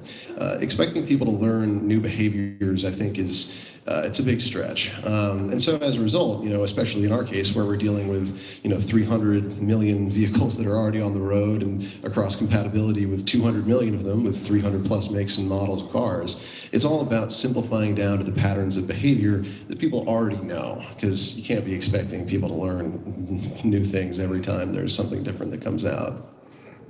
I think that's an important distinction, because the crossover of any we have seen that with the EVs, and where are these charging stations going to go? Like, are they going to go in the gas stations where we're already regularly interacting with that? Okay, what's going to happen when half the vehicles are on the road have, level 2 and a quarter have level 3, and then the rest have no adoption of any sort of technology, right? That may have this, especially as this trade cycle time is not caught up because of a lot of the affordability problems, people not being able to afford the newest technology. That crossover is, I think, something that everybody needs to be thinking about. How are we interacting with each layer in an ecosystem that has everything? Because we can't just flip a switch tomorrow and say, all the cars drive themselves, so they'll all interact with each other, and they're all on a neural network that understands what each other is doing. It's not iRobot yet, right? That's a totally different thing. So Kyle and I do a morning show every day where we look at what's going on in the auto industry and break down a few of the top stories.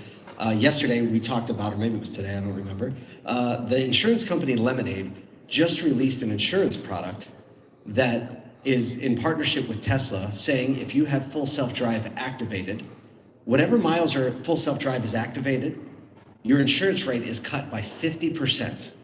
And I think this is where autonomy and affordability are starting to converge in a way I had never thought about before until we covered this story. Because cost of ownership, insurance costs are going way up. And when someone comes in, Jamie, to buy a car, right? Like, cost of ownership is top of mind. Vehicle prices are already high, but what happens when they have to insure a vehicle that might be more expensive?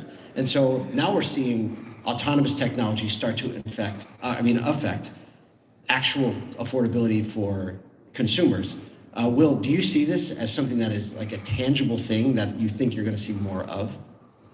Yeah, there's sort of two sides of it. Like what Jamie was saying around the cost of systems, it's really key to engineer them to be as affordable as possible. I mean, our system, we sell it to dealers for $600. A lot of the OEMs tend to take a less affordable approach.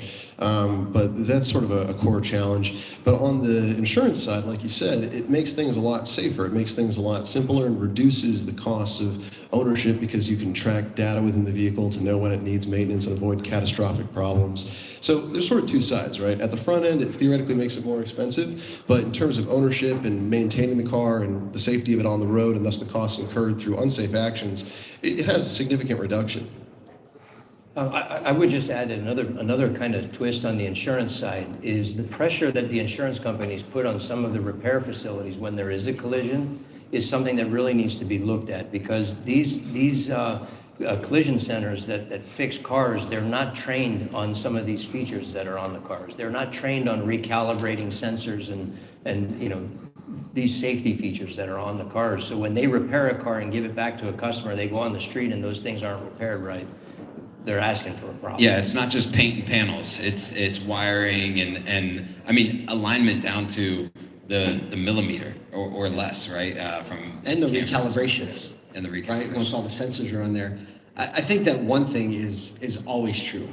Once you start affecting people in the pocketbook, behavioral change follows very quickly. And so it will be interesting to see how this plays out, because if you have a vehicle and you're driving and you know you could drive from point A to point B, but if you press the full self-drive button or the autonomy, whatever we call it in the future, if you press that, you're actually going to save money.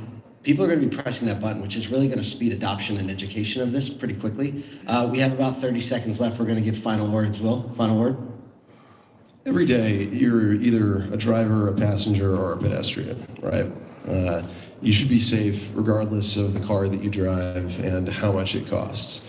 Autonomy and computer systems that can make you safer should be available to everyone. That's what we're trying to do. Jamie, final words? Yeah, I would end with just saying that, legislation is a big part of our business, and what we need to do is encourage our lawmakers, both at the state and federal level, to come and talk with us in the dealer network, come and talk with us at the manufacturer level, and let's all put our heads together so we come up with sensible legislation that enables the industry to develop this technology properly. Not allowing for a mistake or an accident with technology that was put out flawless with flaws in it to then get regulated and then create regulation that we can't cut through to put the real technology in play. Jamie, Will, thanks so much for your time. Give them a hand. Thank you all so much for your time. Thank you so much, gentlemen. Now, one of the common themes that we're going to be talking about here today all afternoon, heard it a little bit mentioned in this last panel, is affordability. So now we're going to show you a sick Lamborghini because of that. I think it's important sometimes to remind ourselves, though, seriously, of why we got into the business, why we got into this industry, why we're interested in this industry, and it's because cars like these ignite passion and admiration like very few things can. Now, quick note, we're going to be pulling the silk off a Lamborghini you've probably never seen before because it's brand new. It's going to be right behind you. I know everybody is going to want to gather around it and take pictures. We're going to provide some time for you at the end of the conference to spend some quality time with both the Lamborghini and the Aston Martin that we're going to be revealing today. So let's not get to our seats and go all the way back there, but if you want to stand up so you can turn around and see it, whenever it's revealed, you may do that. Now, to introduce this fabulous machine, we've got an actual Italian from Italy. Imagine that. We do things right here at Public Policy Day. Brand manager of Lamborghini of Washington, please give it up for Mr. Carlo Sandrini.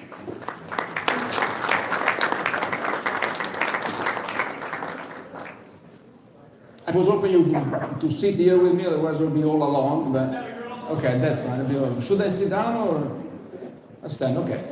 So a lot of people here, so I think I can do that.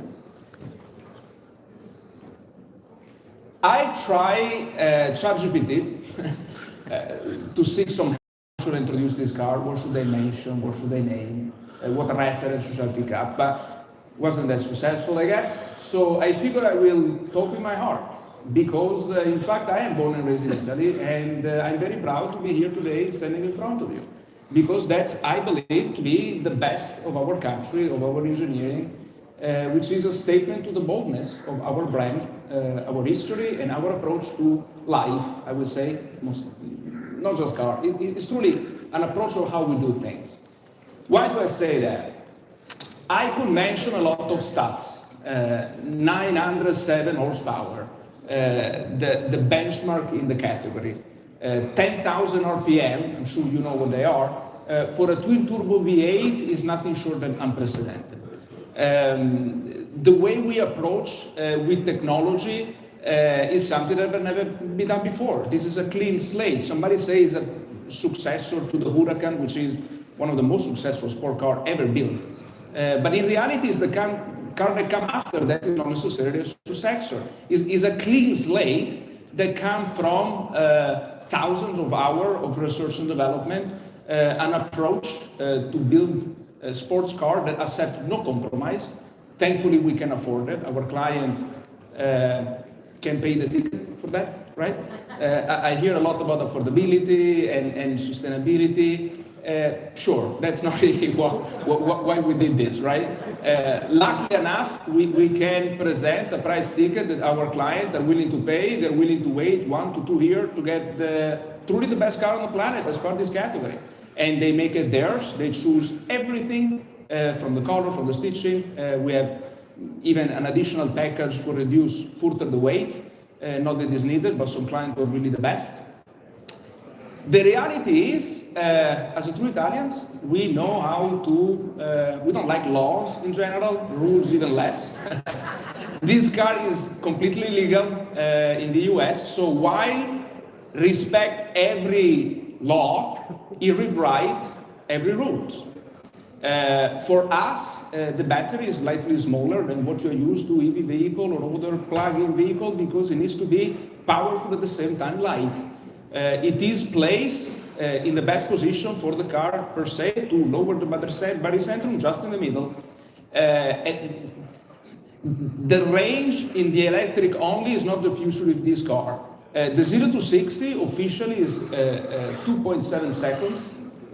Roads and track, I think, estimate to be close to 2.2, between 2.2 2.4. So it's breathtaking. It is a car that when you see it, you couldn't believe it. The design is bold per se. If you look at the car from the rear, which I encourage you to do it, you will see nothing that looks like it, not even at the prototype stage. So we are proud to be here and raise our flag, which is a flag of Italianity, and all the engineering and the effort that the team put in producing this car. I'm sure you're gonna like it. Definitely will love it.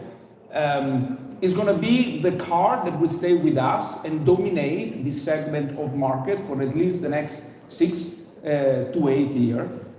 You will be able to see it on the racetrack as well. The race car version is to be shipped here within the next year or so. So lots of fun on that too. If you guys have any question, I would like to answer. If you don't have any question, I think I bored you enough. Perhaps we can pull the veil off of this car and have some fun with it.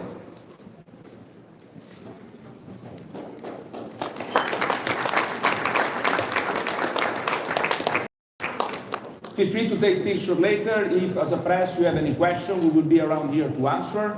Perhaps we can even open the car later on so you can jump it in and do all your stuff. Okay? Thank you, everybody. You're very welcome. All right, guys, that's it. 2026 Lamborghini Temerario. One of a kind, nothing like it. First time seen on the East Coast, right here at the Washington, D.C. Auto Show. All right, up next, we have a longtime industry reporter, USA Today's Keith Lang. He's going to be leading a wonderful discussion for us with Jennifer Safavian, President and CEO of Autos Drive America, alongside Colin Shaw, President of MEMA's Original Equipment Suppliers Group. Please give it up for these panels.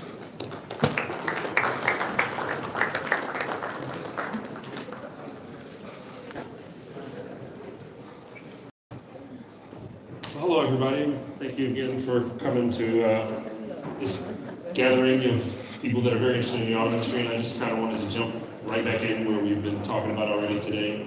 The first panel kind of ended talking about tariffs, and I was thinking, just as I walked in, that when we gathered here last year, you know, a lot of the discussion was about the specter of tariffs, and we've since had Liberation Day and 9 months of tariffs, and I just wanted to ask you both a very open-ended question. What's happened in the auto industry since that day? Yeah, I'll start. First of all, thank you so much for the opportunity to be here. Our CEO, Paul McCarthy, sends his well wishes to be here. Where are we today? I think it was a fun year last year, right? You know, what we saw last year from the automotive industry, first and foremost, we work in the best industry in the world. And what makes this industry so amazing are the people, and how the industry banded together to help work through a lot of very complex issues. I think we have a little more certainty today. There's some things that we know. There's a lot of things that we don't know. But I have to say the industry worked incredibly hard this year to make sure we can maintain profitability.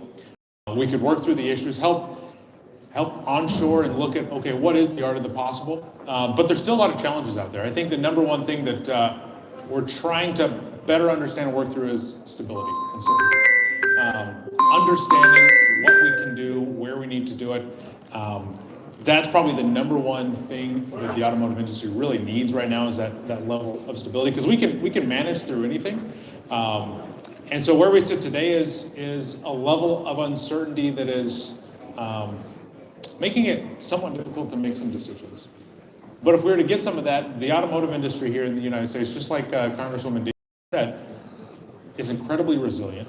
We can manage our way through it, but we need some guidance. Is there anything you want to add to that? Yeah, I think I'll echo a lot of what Colin said. It was challenging, right, to try to understand all the changes, all the different things that were happening, and they were happening fast, right? So there was a lot of just trying to understand what it all meant, how to comply with all the different tariffs that are out there. You know, for the auto industry, you know, a lot of people are talking certainly about IEEPA these days, and we're all waiting for the Supreme Court to make a ruling on that. And while that does have an impact on the industry, it's not nearly the impact that the Section 232 tariffs have on the auto industry, right? On finished vehicles, on parts, on steel and aluminum, right? A lot of the inputs also have 232 tariffs on them. So there's just a lot of different, I think, tariffs that were out there that we were trying to understand what the implications were, what it meant.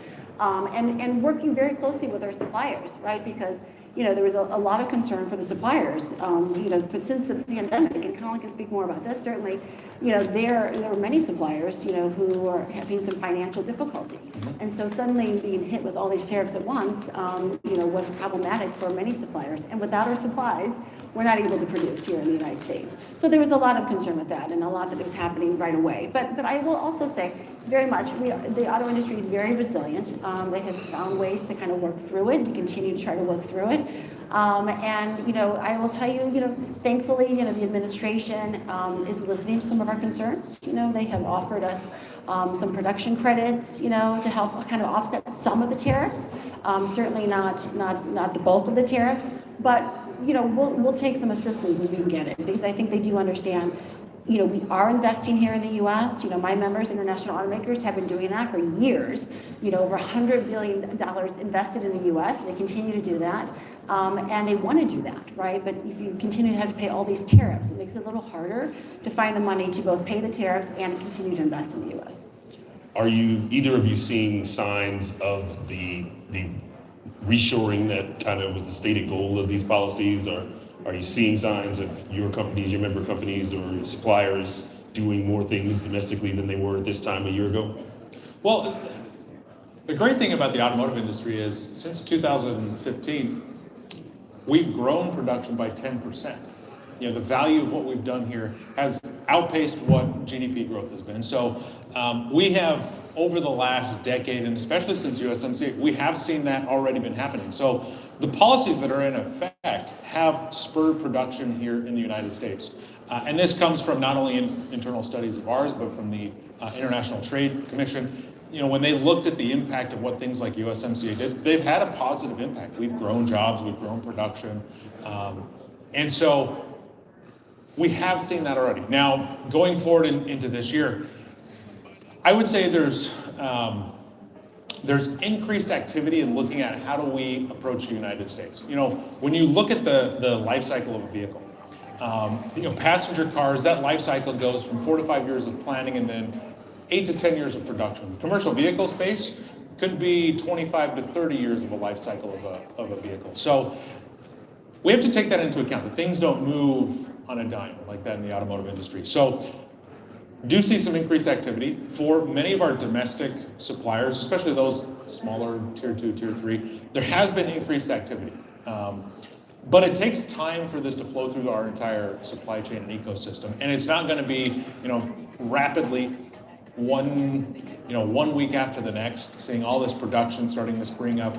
There's still a lot of validation, verification. Whenever you move something, not only are vehicles incredibly important to us, they're also things that move down the road at, they could weigh 2 tons, they could weigh 80,000 pounds. So we have to make sure when we do these kind of things, we make sure that what we produce is safe. We do. Suppliers and OEMs do an incredible job of that. But again, a lot of these things, they take time. So short answer is there is increased activity. We have grown that production base over the last 10 years. But it's not going to move on a dime.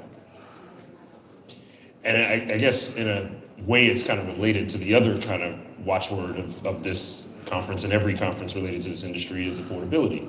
We've got data showing that the average price of a new car is over $50,000. It's become a political issue with the parties debating who's responsible for the rising cost of cars and who's got a plan to fix it. So is it going to be possible for automakers to do much on prices with these tariffs that we're talking about in place, or is it a chicken and egg thing there? Well, let me just say, I'll start by saying that for my members, international automakers, they already provide a ton of different affordable options, right? So if you look at the cars that were sold last year here in the U.S., 75% of those cars that were sold were MSRP of $35,000 or less. And those are from my members, international automakers. So they offer a wide array of options for consumers, for families, for needs that they have, and different price points, right?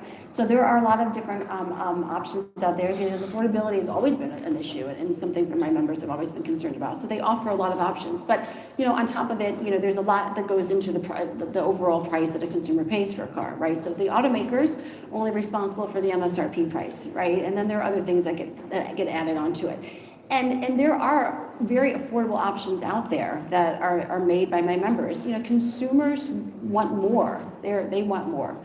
And there's nothing wrong with that, right? So the more technology they want in vehicles, you know, the higher trim levels, you know, all that does end up costing more money. But, you know, I think the bottom line is there are a lot of options out there. There are a lot that they can choose from. And I know, at least for my members, they'll continue to make those vehicles because there is a need for them out there. Yeah, and I 100% agree with that. There's not a red pill or a blue pill to swallow on this.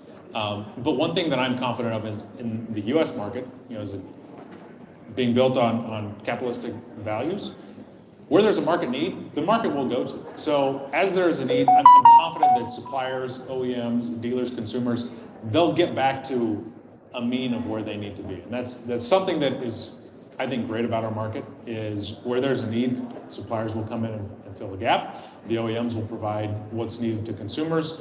Dealers are always looking to sell more cars. I don't know of any dealer that doesn't want to sell another car.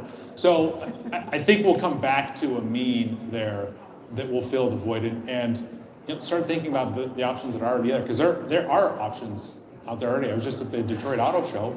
There's a lot of what I would deem affordable options as well. Are there challenges that suppliers are experiencing from the people holding on to their cars longer? You know, there's the average age of a car on U.S. roads is somewhere around 13 years, I think, so just under that. So is that causing problems on the supplier side? I mean, it's on one end. So I run the original equipment suppliers group.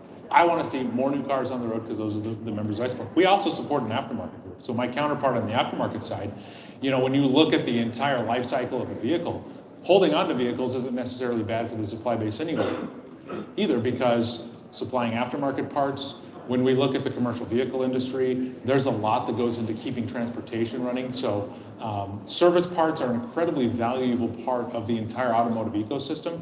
And not only for suppliers, but also for the OEMs as well. They are selling parts into the market. So there's ups and downs. I think there will ultimately need to bring the age down maybe a little bit. But selling car parts either to the OEM or the aftermarket, it's good for suppliers. And as we move into 2026, this was going to be a big year in the trade space in the auto industry anyway, because it was the year that we were supposed to be revisiting the USMCA and the relationship between the countries has taken some twists and turns in the last couple of years.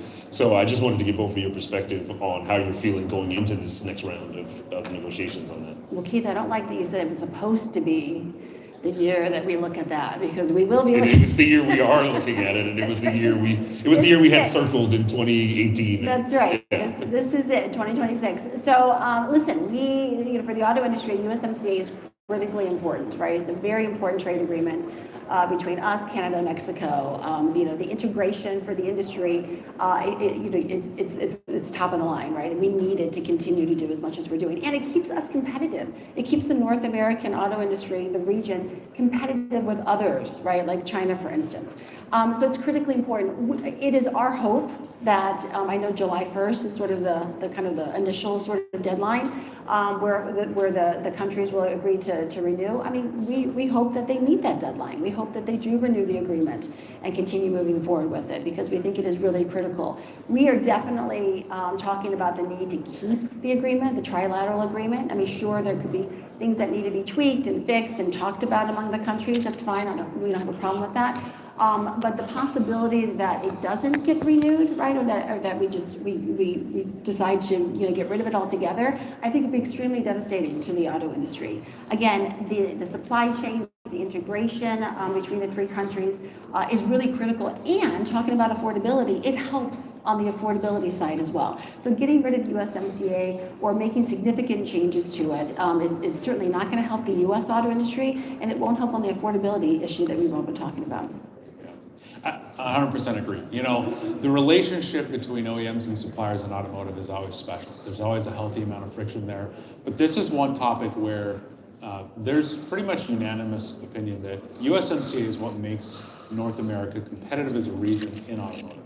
It's probably our priority 1, 2, and 3 this year, is working through MCA. I think we're cautiously optimistic around what's going on with USMCA. I think, when we talk to our membership and the suppliers, they see USMCA as the envy of the world. It really is what makes automotive in North America go, and it allows the suppliers here in North America to also be globally competitive, to be able to look at other markets, to use the strengths of the 3 markets that we have here to our ability to produce automotive parts competitively.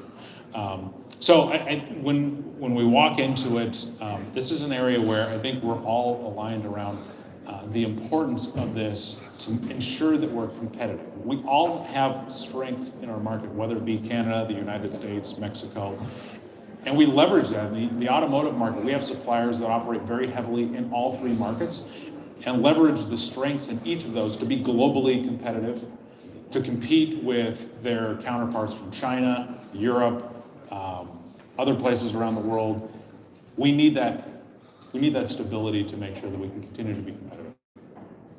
Is it even possible for either of you to imagine the 3 leaders of these countries sitting in a room like they did in 2018 after everything that's been said in the last year? Or is it just they just have to because there's a deadline? Well, we certainly hope that that is the case.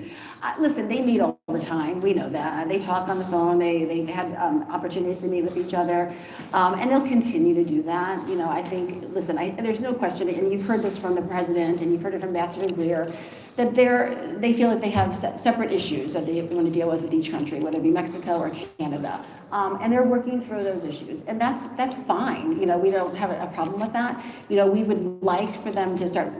Maybe they get resolved because of USMCA, or we talk about it because of USMCA. But again, we are trying to emphasize the importance of this trade agreement. It has been, listen, it's the most strenuous trade agreement out there that the U.S. has ever enacted, and the auto industry had to put forth just billions in investments in order to meet the very high standards that was put into this agreement. So it's not a nothing type of agreement. There's a lot in there. It's very stringent.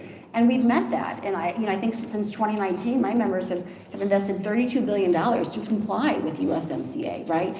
That has been happening, that they're finally kind of, meeting all those requirements for USMCA. And so it's time now for those investments to actually, show what they can do, right? So the agreement is really, in effect, I think, just really taking off. And so it's really critical that I think that, it continue. Again, if there needs to be some tweaks to it, that's fine. But we are definitely arguing for the need to continue with USMCA as it is, as a trilateral agreement. So I was going to be my next question. The industry's preference, in your perspective, is that it would stay a trilateral agreement and not have a U.S.-Mexico agreement, U.S.-Canada agreement as separate things, right?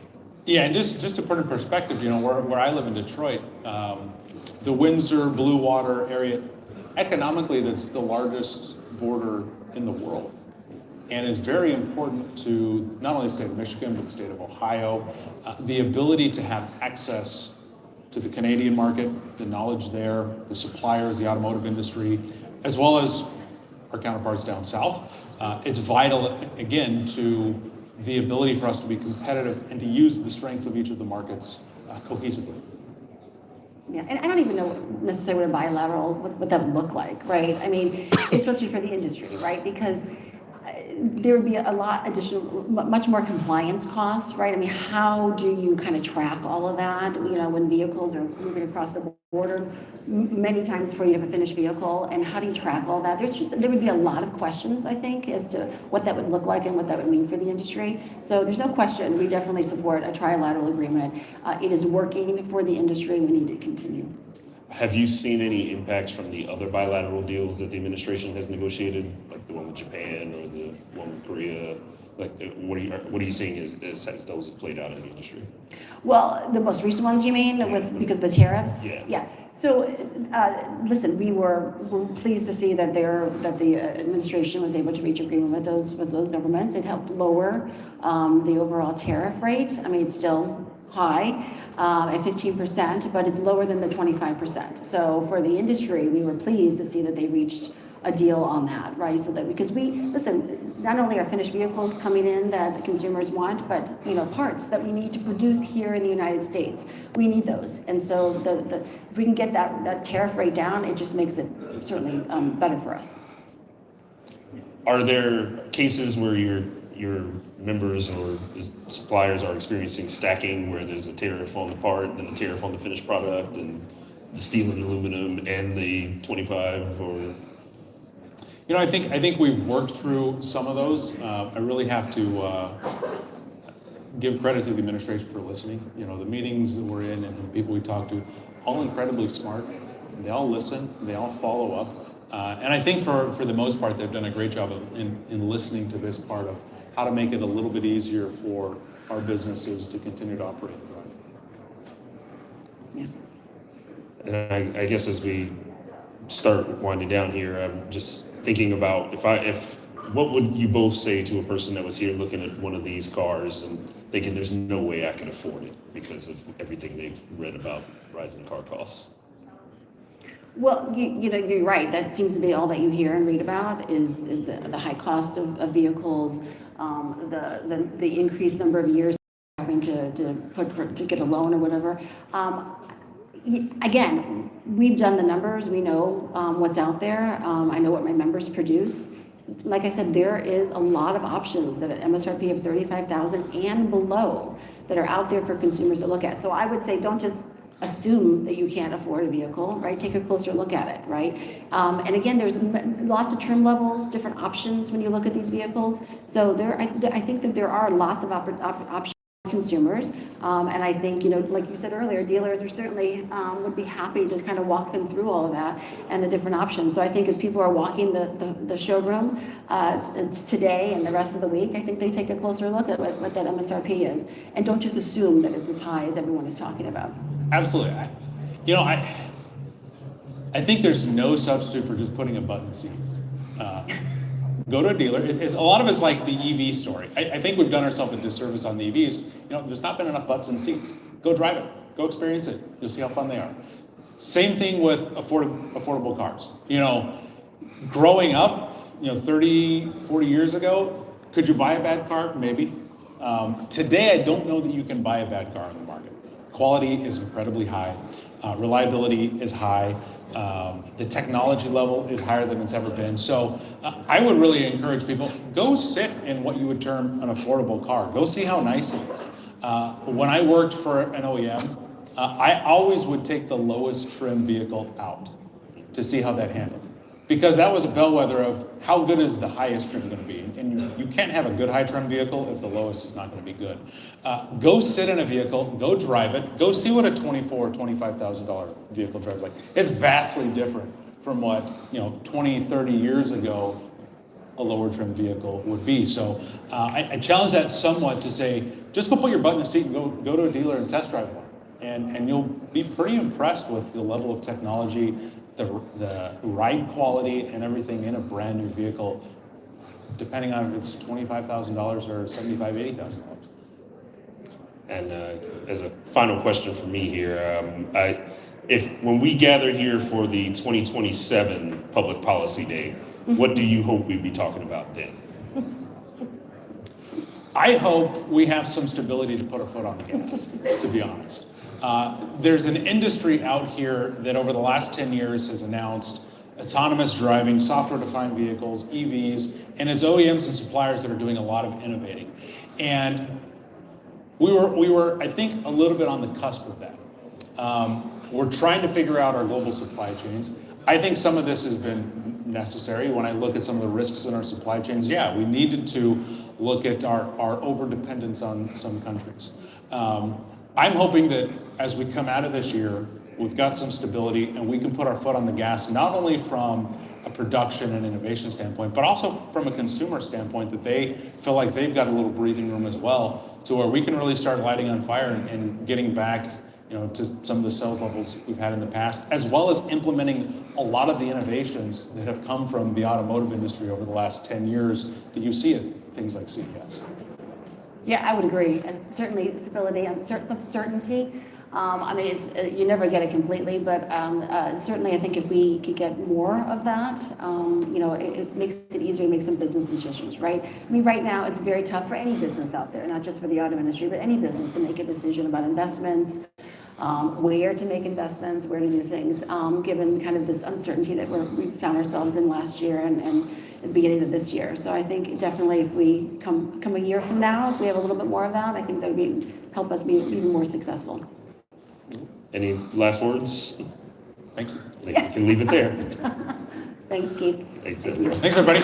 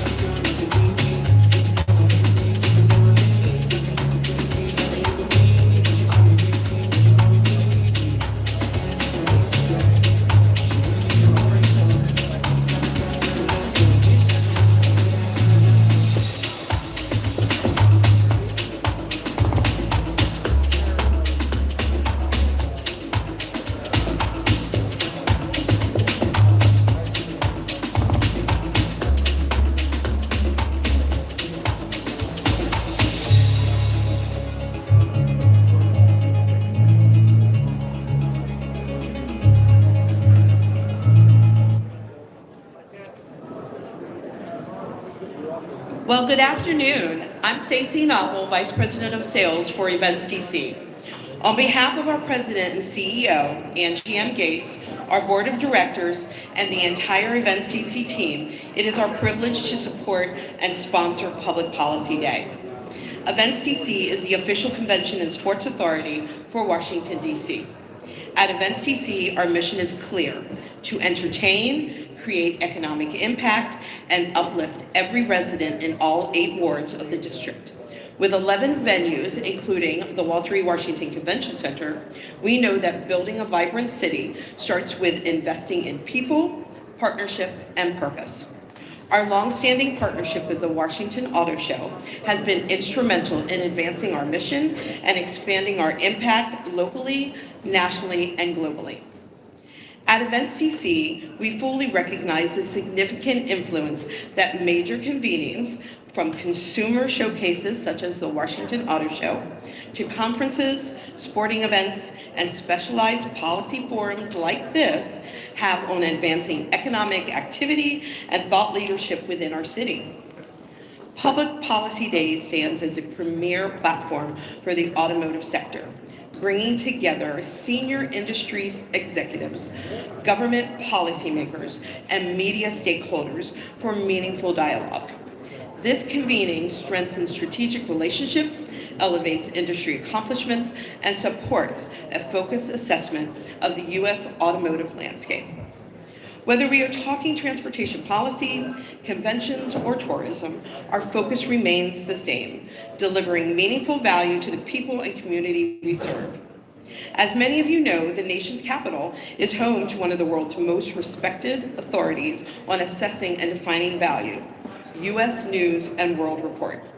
It is my pleasure to welcome Alex Quanton, Managing Editor of the Autos team at U.S. News and World Report, to present the Best Cars for the Money Awards. Thank you.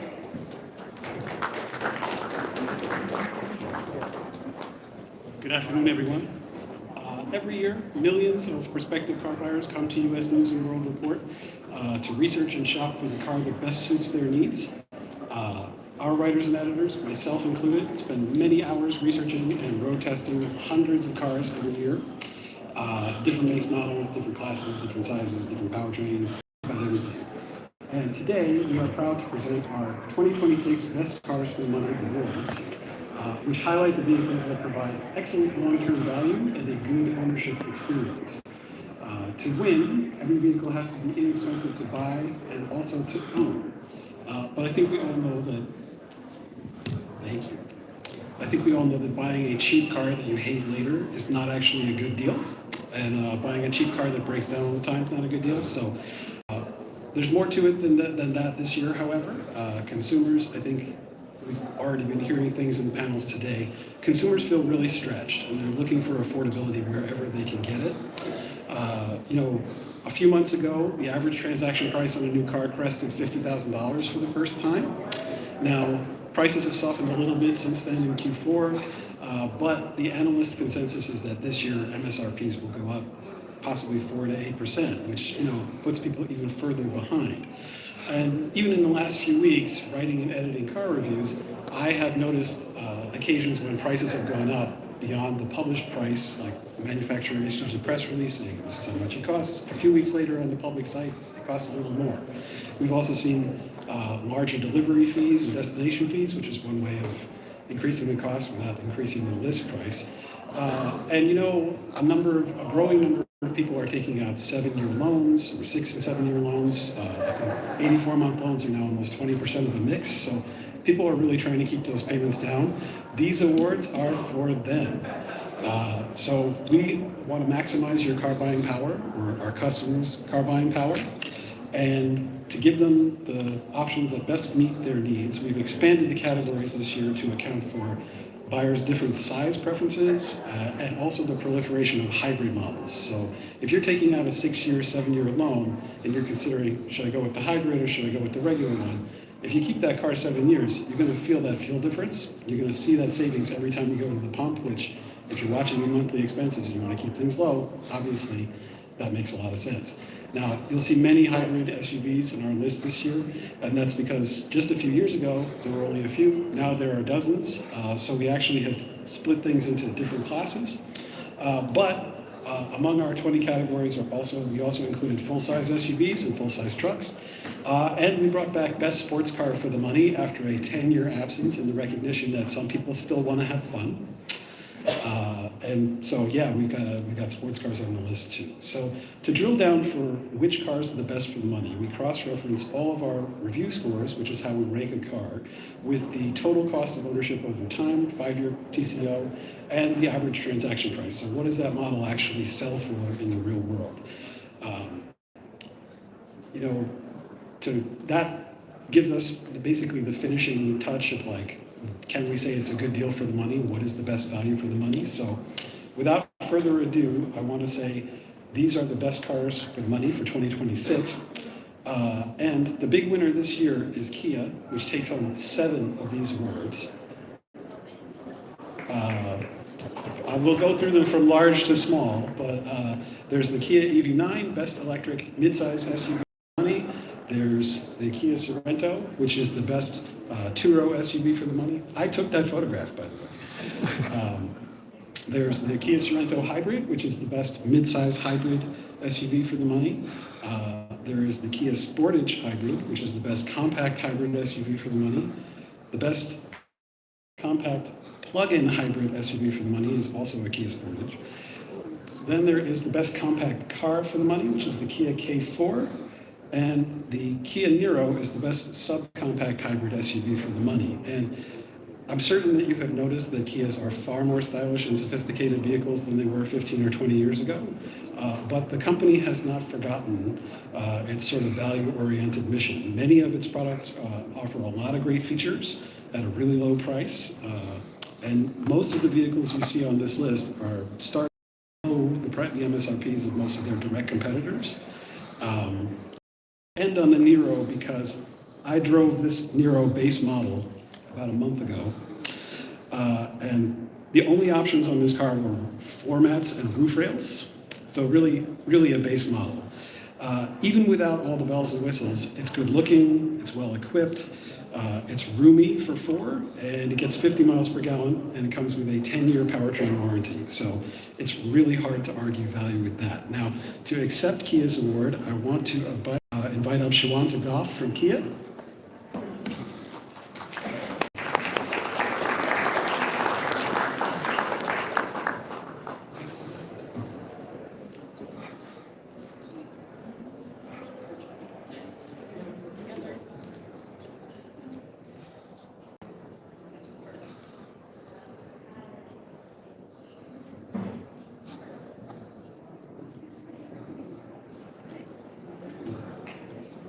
just say thank you, Alex, so much for this.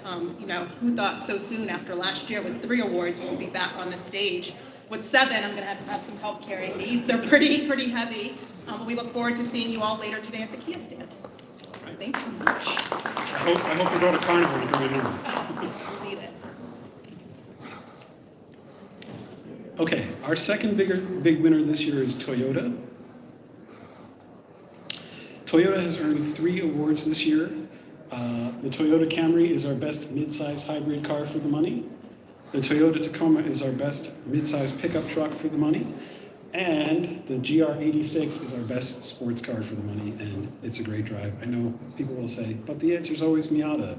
However, the GR86 has slightly lower total cost of ownership, and if you want a coupe or a hardtop, the Miata RF costs more. So, congratulations to Toyota on this. Unfortunately, Toyota is not here to accept a trophy, although we do have plenty of them to throw at them. But that is our second biggest winner. So, moving on. 4 other automakers won 2 awards each, and we'll start with Honda. The Honda Accord is our best midsize car for the money. We drove that one less than a month ago also. And the Honda Odyssey is our best minivan for the money. Now, both the Accord and the Odyssey are heavy hitters on these awards. The Accord has won the best midsize car 4 times since 2022, and the Odyssey is on its 6th consecutive win and 10th overall. Best minivan for the money, no other vehicle has won that so many times, and very few other vehicles have won that many awards from us. So, to accept Honda's award, I want to welcome to the stage Chris Naughton from Honda.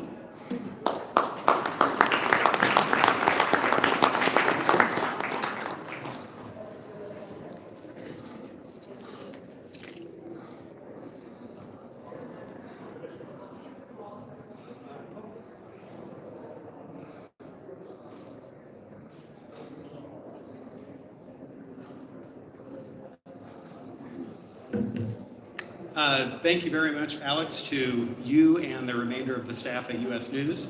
Although I know that you're part of the decision-making process, your process is so involved that I think it lends even greater credibility to it of looking at the vast array of reviews out there. So on behalf of all the associates in Alabama who build the Odyssey, all Odysseys are built in Alabama, as well as the associates in Ohio, and I'll say the same thing, all Accords are made in Ohio in this case. Really appreciate the recognition and look forward to seeing you all out on the floor. Thank you. All right, our next winner is Hyundai. And again, these are sort of power hitters on value. So we have best hybrid car for the money is the Hyundai Elantra Hybrid. And best compact SUV for the money is the Hyundai Tucson. The Tucson has won just about every award that we give out at one point or another. So both of these vehicles offer a lot of style, a lot of features, and a lot of capability at a very low price. And they stay affordable over time, which is the whole point of these awards. Counting past years, the Hyundai Elantra Hybrid has won 5 straight Best Cars for the Money awards, and the Tucson has won 4 of them since 2022. And I'm just going to invite up Drew Ferguson from Hyundai to accept this award.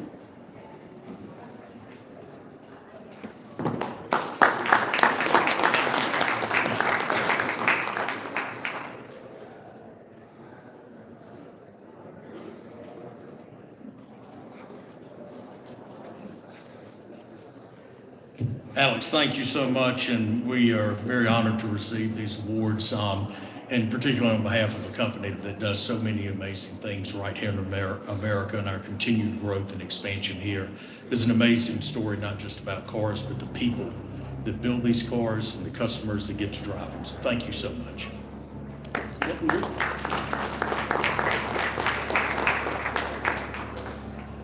Okay, moving on. Nissan has 2 winners that are new designs that premiered within the last 24 months. So the Nissan Murano is the best mid-size 2-row SUV for the money, and the Nissan Kicks is the best subcompact SUV for the money. Both of these SUVs offer a lot of style and features at relatively low prices. There are fewer mid-size 2-row SUVs these days, and the competition was still formidable. There's entries from Mazda, Jeep, and Volkswagen in that category.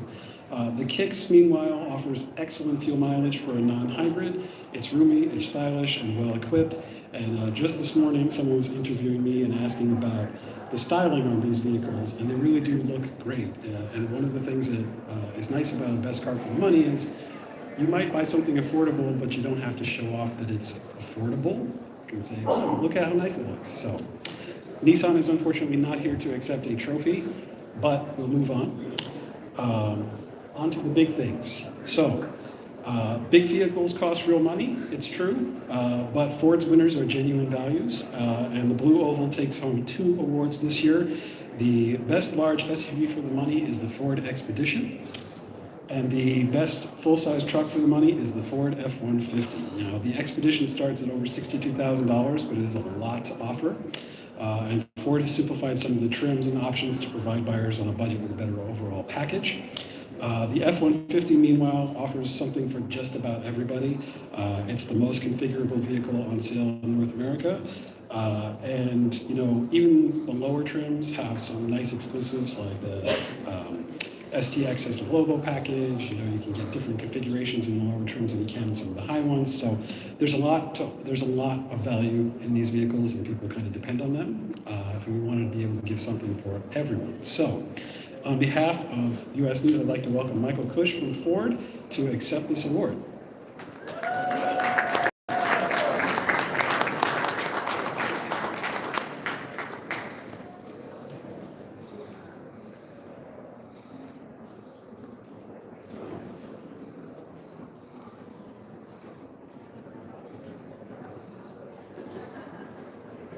All right, thank you, Alex, and to the U.S. News and World Reports for the recognition. We know this is a very crowded space in SUVs and trucks, so we appreciate the recognition and the value that we bring with all of our trims, as you mentioned, so thank you.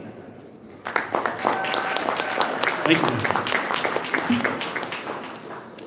All right, so there are 2 more awards, and these go to different automakers. The 2026 Chevrolet Equinox is our best compact electric SUV for the money. The Chevy Equinox EV is really stylish, it's really roomy, and it's a good deal. Now, the end of EV tax credits means that EVs are cheaper, are more expensive to buy and lease, not less expensive, more expensive to buy and lease than they used to be. But the Equinox EV is stylish, it's well equipped, and you can get it at a price that's not that different from like a conventional compact hybrid crossover. So if you really do want an electric and it can fit your life, it's a great option for saving fuel over time, and it's a good experience. I drove that one myself, and that's my photo. So it's also nice to have Chevrolet on this list. Chevrolet also has 3 runner-ups in our various awards. If you check our awards at cars.usnews.com, you'll be able to see those runners-up all together. Now, one more award. The Mazda CX-90 plug-in hybrid is our best mid-size plug-in hybrid SUV for the money this year. Mazda has won this. This is the first time we've broken out mid-size and compact plug-in hybrids. There are way more plug-in hybrids now than there used to be.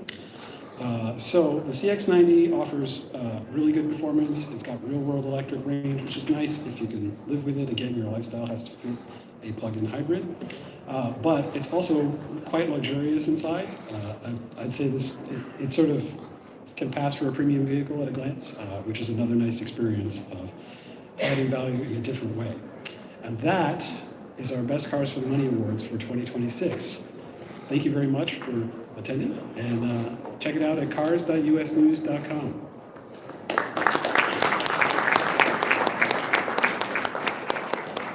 All right, thank you so much, Alex.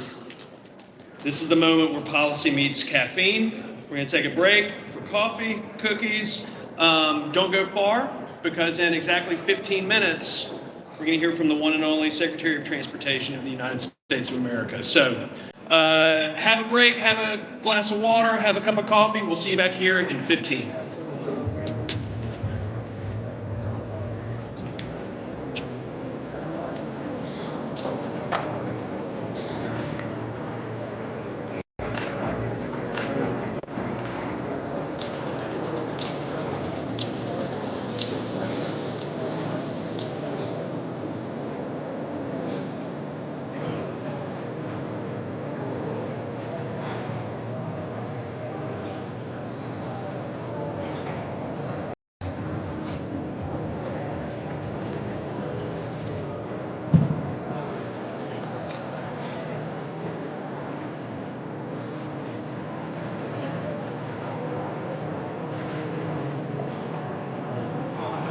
No,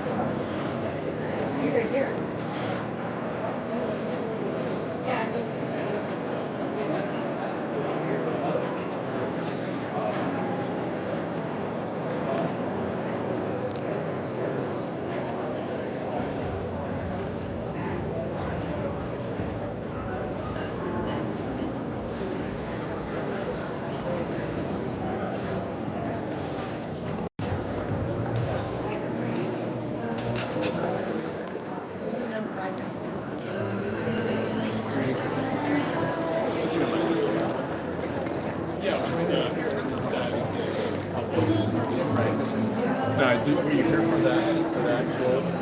I did. I actually didn't have my voice recorded.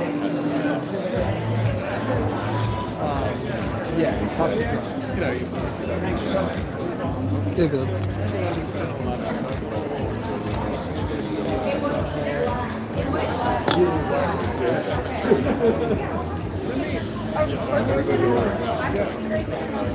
more money than I'll ever see. I don't know.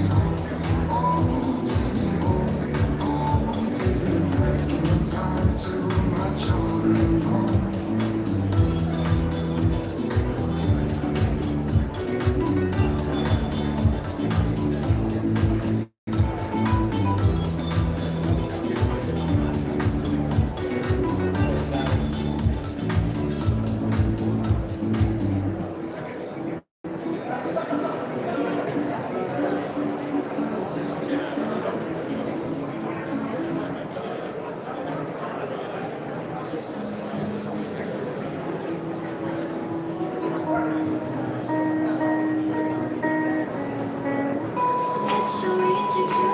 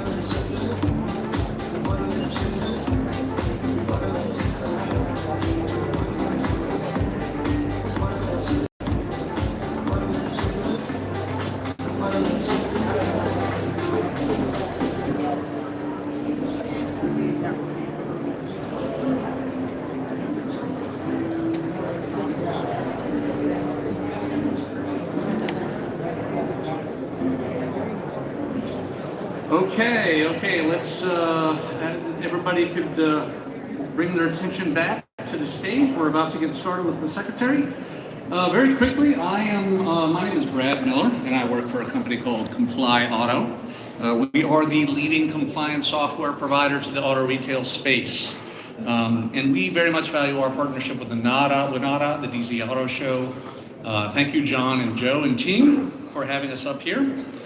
And let's just take a minute as we're talking about sort of the regulatory environment in auto to remember that dealers are at the front line every day with consumers. And they are probably the most highly regulated small businesses in this country. And so what we do at Comply Auto is help them, both at the state and federal level, from privacy to data security to EHS and OSHA compliance. We help dealers make the complicated simple. We work with over 10,000 dealers around the country every day, and as well as OEMs, lenders, vendors, and others. So reach out if you have any questions about what we do anytime. ComplyAuto.com, Brad Miller. And with that, I don't want to stand between you and the secretary. Thank you, Joe. All right, welcome back, everybody. Hopefully the caffeine is doing its job, even if it's not. I don't think you're going to need it.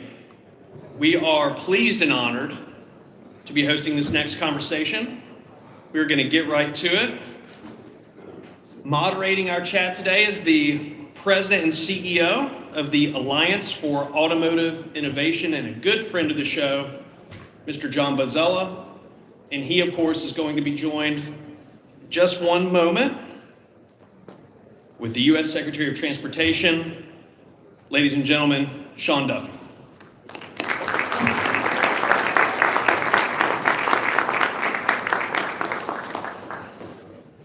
Mr. Secretary. Thanks for having me, everybody. Appreciate it. So thank you all for being here. As Joe mentioned, I'm John Bozzella, President and CEO, Alliance for Automotive Innovation. We are the auto industry's leading trade association here in Washington and every state around the country. We represent almost 11 million Americans who rely in one way or another on this industry for their life. $1.5 trillion worth of economic activity, 5% of GDP. We are critical to the country's economic security, and I would argue our national security, and maybe we'll get into that a little bit today. We represent the iconic companies that make most cars here in the United States. Please go see them on the show floor if you haven't been out there already. I hope you'll enjoy a great sneak preview. We also are the semiconductor companies, the software companies, the suppliers who build the technology and innovation into these world-class cars. So I'm very much looking forward to this conversation. Mr. Secretary, thank you. We're honored by your presence here today. You don't need any further introduction, so let's just jump into it. a ton going on in the policy space, and you've been out and about, as we say. Let me start with fuel economy, if that's okay. Cafe for the few wonks I see, and auto reporters in the hall here today. So you did a rewrite, a whole new rule that you released in December. It goes back to its statutory roots and what Cafe really, many argue, is supposed to be in the first place. Tell us a little bit about what's behind the rule and how it might support maybe competitiveness or affordability, price. So the statutory roots are very simple. The Congressman, they wrote Cafe. They wanted the standard to be based on a combustion engine. Very clear on that. Well, the last administration thought, well, we can tweak that or re-envision that, and we can include EVs. And so they created a standard that was about 60 miles per gallon that no combustion engine can actually meet. And what it was a backdoor way to have an EV mandate. And again, I have no problem with EVs and hybrids. I think people should choose the kind of vehicle that they want to buy, what works for them and their family. EVs, great in cities. Northern Wisconsin, where it's rural and cold, they don't work so well. Probably not the best option for, up north in Wisconsin. And so we basically looked at the statute and are going to come back to its true meaning and write a standard that works for the technology that we have today. So we think we're going to get from around 60 to around 35 miles a gallon. And that's important because, again, you had our car companies that were paying billions of dollars a year, whether in taxes or they were buying carbon credits because they couldn't meet the standard of the last administration. And by the way, it's great if a market works for EVs, but if you talk to the auto dealers, a lot of these EV vehicles were sitting on the lot. They couldn't be sold. They couldn't move them. And so it just became a bottleneck, and that's why I think markets actually matter. What do people want?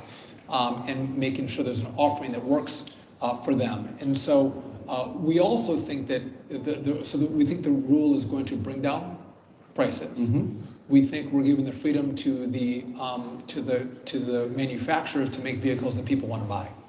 And again, I think the market should dictate, what's produced and what's made.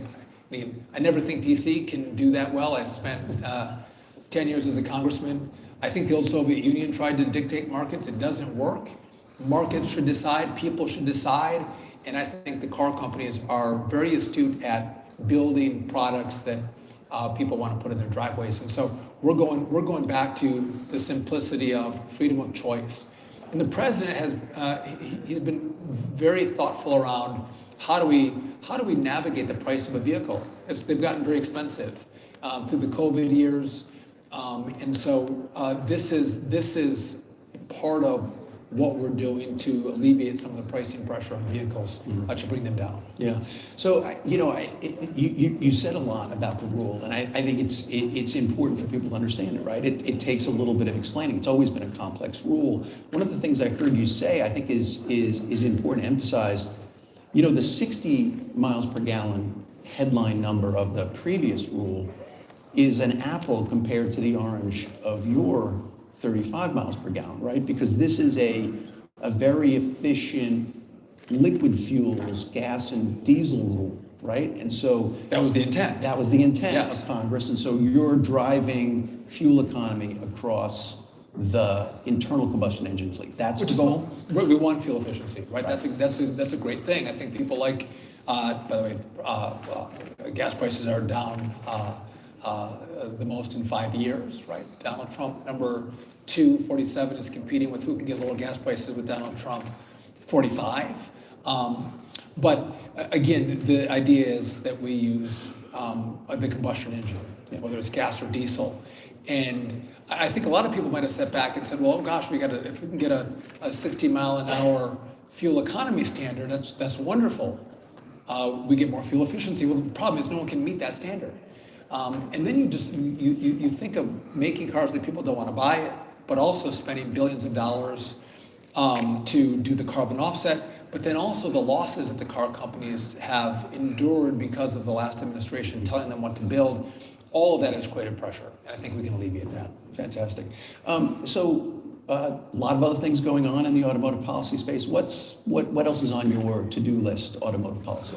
So, I mean, first of all, we think that our automotive standards should be a national standard. I think it's impossible to think through different standards for different places. There should be one American standard, so we're thinking about that. Just as a side note, I don't know that AI is probably the most exciting thing and most innovative thing that's happening in culture and in government. But outside of AI, I think the Department of Transportation is one of the most innovative, life-changing spaces that we've ever experienced in the history of the department. Not a lot has changed. There's safety and there's efficiency and their cars are more beautiful, but they still have four wheels and they have a steering wheel and they have blinkers and same thing. Airplanes, same thing. You're going to see changes with autonomous vehicles. That technology is evolving. It's our job to make sure we get the regulation right. I kind of talk about it as Goldilocks. We can't go too slow, or innovators will go somewhere else to innovate. If we go too fast, I think, and crashes or accidents happen, the way a computer crashes is very different than the way a human crashes. Even though it's safer, we have a hard time processing that, and I think that would set us back. So with Goldilocks, we have to get it just right, move at the speed of the innovation. I also think we need one standard there. You can also see drone deliveries, your Uber Eats or your hot cup of coffee or your 5-pound package from the drugstore is going to come by a drone. The eVTOLs, the advanced air mobility, the drone human pods, for lack of a better phrase, Uber in the air. The way people and products are going to move in the country, I think, is radically changing in a way that we haven't seen. Boom technology, supersonic flight over land. The technology is allowing us to do that without the thunderous boom on Earth breaking windows.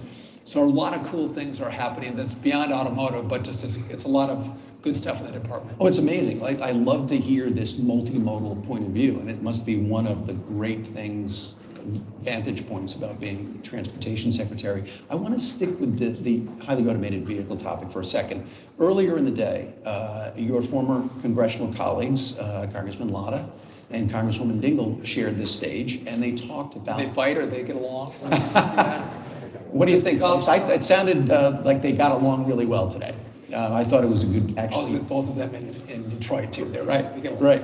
Well, and of course, and you know they've been working on AV legislation for the better part of a decade now. Yeah. Trying to get that across the line. So getting a legislative policy framework for AVs. The department, and of course NHTSA, the National Highway Traffic Safety Administration, that you also oversee, has a lot to say about automated vehicles, as you just mentioned. Where will the department and the agency be going, and how important is this idea of a national framework for AVs? How important is it to safety? And is it important to things like competitiveness, our global competitiveness as an industry? Yes, so I think, I do believe we need preemption. That's a congressional conversation. We're also concerned about labor and what this technology means for labor, and there's a way that we can accommodate both. And we consider both of those things. That's probably more in trucking than it is in autos. So, but Congress has to grapple with that. I mean, even simple things. It was easier to come in as a foreign company and test your AVs in America than it was for an American company to test your vehicle in America. Well, we leveled the playing field and said, well, no, why should American companies have a disadvantage to foreign competitors to test and innovate in our country? Well, we should give the same, if not better, to American companies. So we've done that. I think, listen, I want the technology to be developed in America. I want the jobs to be in America. I want us to take this technology and deploy it around the world.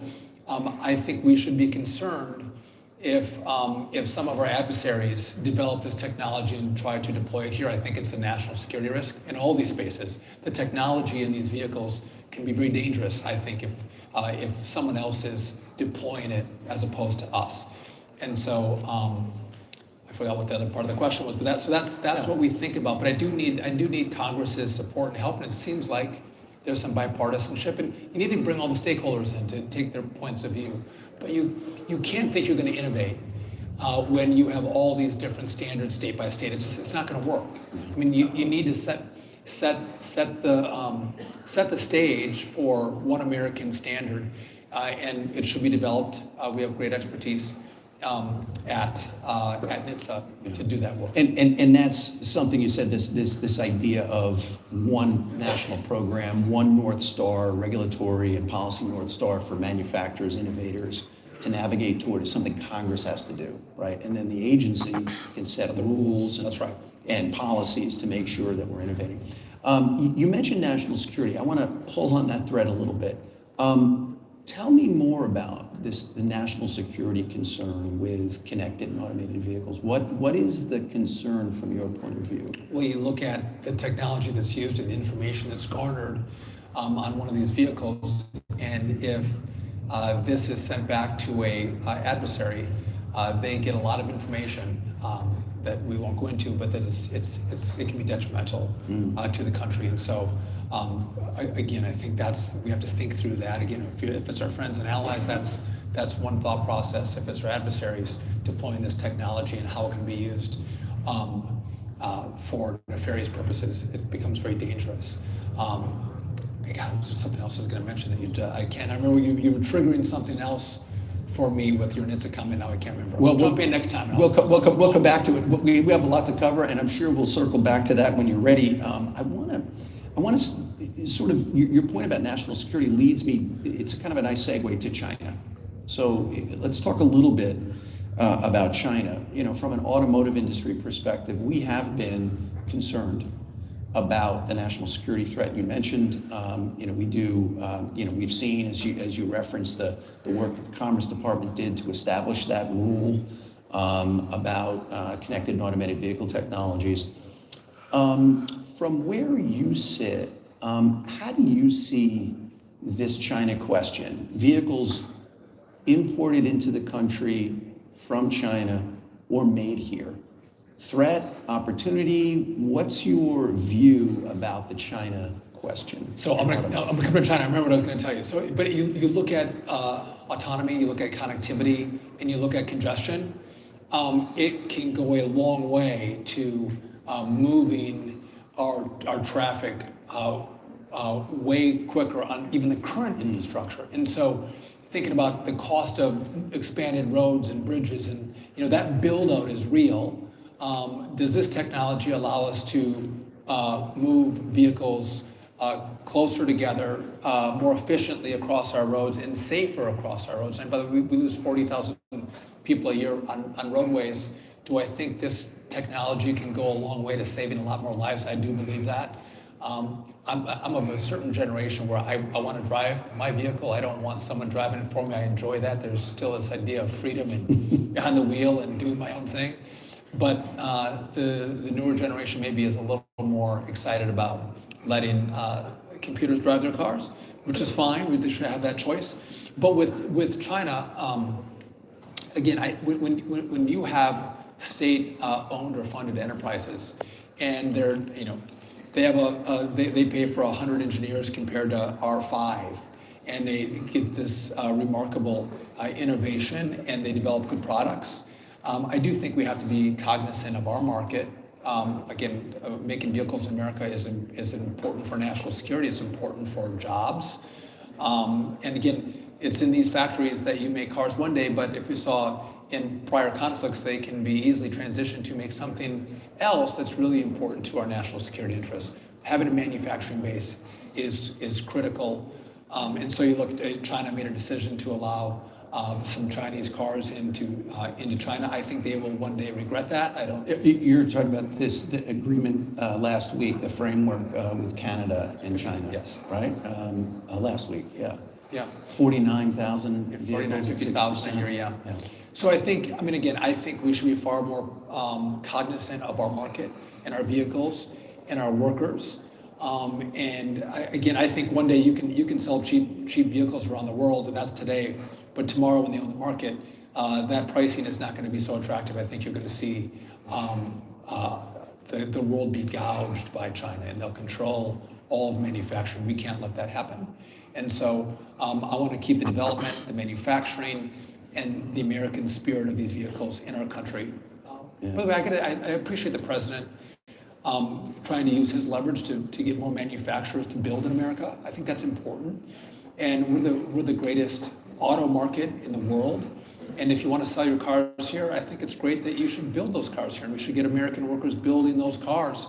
It's great for the economy, it's great for the worker, and it's great for the country. Yeah, and agree with all of that. What I hear you just saying is a distinguishing of, say, economic competition and foreign direct investment from allies and partner nations, and China, which is different, right? And we can probably agree that that's anti-competitive behavior. It's not a level playing field to the comments that you made earlier, right? And is that the way we should think about the differences between, say, foreign direct investment from Japan or Korea, which is creating a thriving auto industry across the American South, for example, and China coming in? Is that a fair way to distinguish? I mean, the private sector competing with a massive country, a massive government with unlimited resources, that's unfair. Yeah. And so, and again, there's other risks I think at play that we should be concerned about. But again, it's one thing if they were non-government sponsored entities, if you will, and they were trying to get into the market and compete. Well, so be it. But that's not what we're grappling with, and we see it not just in autos. We see it in a lot of other spaces in which they play. And it makes it very challenging for American businesses. Do we want to let we can lose all of our manufacturing. We could cede all of this to somewhere else. And I think the risk of that is very real. We have to be smarter about what technology we keep here, what manufacturing we keep here. I think is part of this America First philosophy that says we care about our country, we care about our workers, we care about our innovation. And we don't want to outsource that to anybody. I mean, our allies, we compete with our allies and our friends all the time, and there's great competition. That's a good thing. It, I think, gives us better products. But this is something very different. Yeah. So you, as I said, you've been out and about, you've been on the road. I saw you virtually in Ohio at the end of last week, and then we crossed paths at the Detroit Auto Show on Saturday. A couple of things about that. First of all, you run a couple of auto plants. It's one of the favorite perks of my job is to going into an auto plant. You really get a sense of the scale of this industry, right? And sort of, its importance to the Americans who work there in the communities where the plant is. So I'd love your perspective on that. But I also noticed you had some traveling buddies, two other cabinet colleagues of yours, Administrator Zeldin from the EPA and Ambassador Greer from the U.S. Trade Representative. So I look at the three of you and I say, separate, significant responsibilities for the automotive industry in the U.S., but some overlap. I take from this a sense of collaboration and cooperation and a broad view of the importance of aligned policy to support the industry. Is that how I should read the three of you on the road together? And what else can you tell us about that trip? I love the trip. I had never been in an auto plant. And again, there's different levels of automation in each, it was unique to see how each plant was producing their vehicles. It was awesome. Couldn't be more proud of our auto workers. They're remarkable, and the proficiency at which vehicles are moving down the line, and how competitive they all are with one another, which is great for us as the consumer. was wonderful. They'd tell us some things and not tell us other things as trade secrets that we can't let you know. I'm like, okay, just whisper it to me. But that was fantastic, and the reception from the auto workers was wonderful. I think they're happy with what we're doing, and it goes to your point. The president cares about the auto industry. I mean, he really does, and so he gives a directive. And I think what's been unique about the team that he's assembled is all of us work together if we can. We find points of collaboration, points of cooperation where we have overlap, and then we'll team up and work together. I've never served in an administration, this is my first time. But if, again, this is not a political statement, this is just administrations don't always behave this way. Like there's backstabbing and fighting and arguing and, who's doing better, who's doing worse. That's Are you not happening. describing an administration or the auto industry? Maybe both. But that is not this. This is a team that actually wants to work together. And when you have people that are working together, teaming up on their different pieces of the pie, I think the result is way better. And Jameson on trade and Lee dealing with the EPA and standards over there and us at DOT. I think Bernie Moreno was given Bernie's a great car dealer, and he's very well spoken, and he's like, this is Donald Trump's dream team, and I'm like, oh yeah, we'll take dream team, thank you Bernie. And I told the president that. He's like, oh, that sounds good, you can use that. I'm like, okay, thank you, Mr. President. But we have a direction and we want to work together. And what's the purpose of it? It's not that, I like Lee and I like Jameson, they're good guys. I got to serve with Lee in Congress. I like them both. But this is about delivering for the American people. How do we have the best policy possible? I care about everyone's safety. I care about all kinds of things. But how can we have smart policy that allow America to become unleashed and be as productive and innovative as possible? Yeah. When you were on the floor, obviously one of the things, I'm sure a lot of auto workers wanted the chance to talk to the three of you. What were some, to this point about, the importance of a collaborative, coordinated policy approach here in the United States? That's kind of an antiseptic, policy wonk thing I just said, but what are the workers saying to you? Like what was on their minds about, that they're saying to you, hey, look, I love my job, I love this industry. What comes after that sentence? So there's the most common thing I heard from the auto workers, hands down, was because President Trump was in Detroit the week before. He said, when you tell President Trump to come to our plant, have him come and see what we do here. All of them asked for the president to come to their plant. And I think there's spaces where lip service is paid. Like we'll say words, but where is the action behind the words? Where's the meaningful results of the promises that were made? And in the plants, I heard a lot of gratitude for President Trump actually hearing and fighting for the people that make American vehicles. And they're grateful for that. Oftentimes they feel like they're forgotten and they're disregarded, and people will talk to them but don't deliver for them. I think they were very pleased that President Trump is delivering on their behalf. And I'm just gonna say, I'm a Republican. I'm going into a United Auto Workers plant. That's always not the best welcoming environment for a Republican. And it was, they love the president, they love what he's doing. And I think it shows that he's delivering for them, listening to them. And I think that, it doesn't matter what party you are. It doesn't matter, you can be independent, it doesn't matter. Will you listen and will you try to deliver? Yeah. Because the president, with his team, with us, is doing that, they're grateful and they were wonderful as we toured the plants. Yeah. So you shift, right? So you're in Ohio and you're at these plants, and then you go to the auto show, right? And so it's almost like you change hats. You think about the world shifting from a manufacturer's point of view to a customer's point of view. So what's your sense of how customers are thinking about the auto industry right now? And what are your priorities to support customers of the great cars and trucks that the auto workers you were with build, and that the companies on the floor of this auto show design, develop, and produce every day? So maybe as a different way, again, if we're coming up on the year anniversary of the DC-8 air crash. That was my first full day in office, and to talk to families who've lost a loved one, and the pain that they go through. That was very public. What happens, on a roadway in America, and you lose a loved one on the road?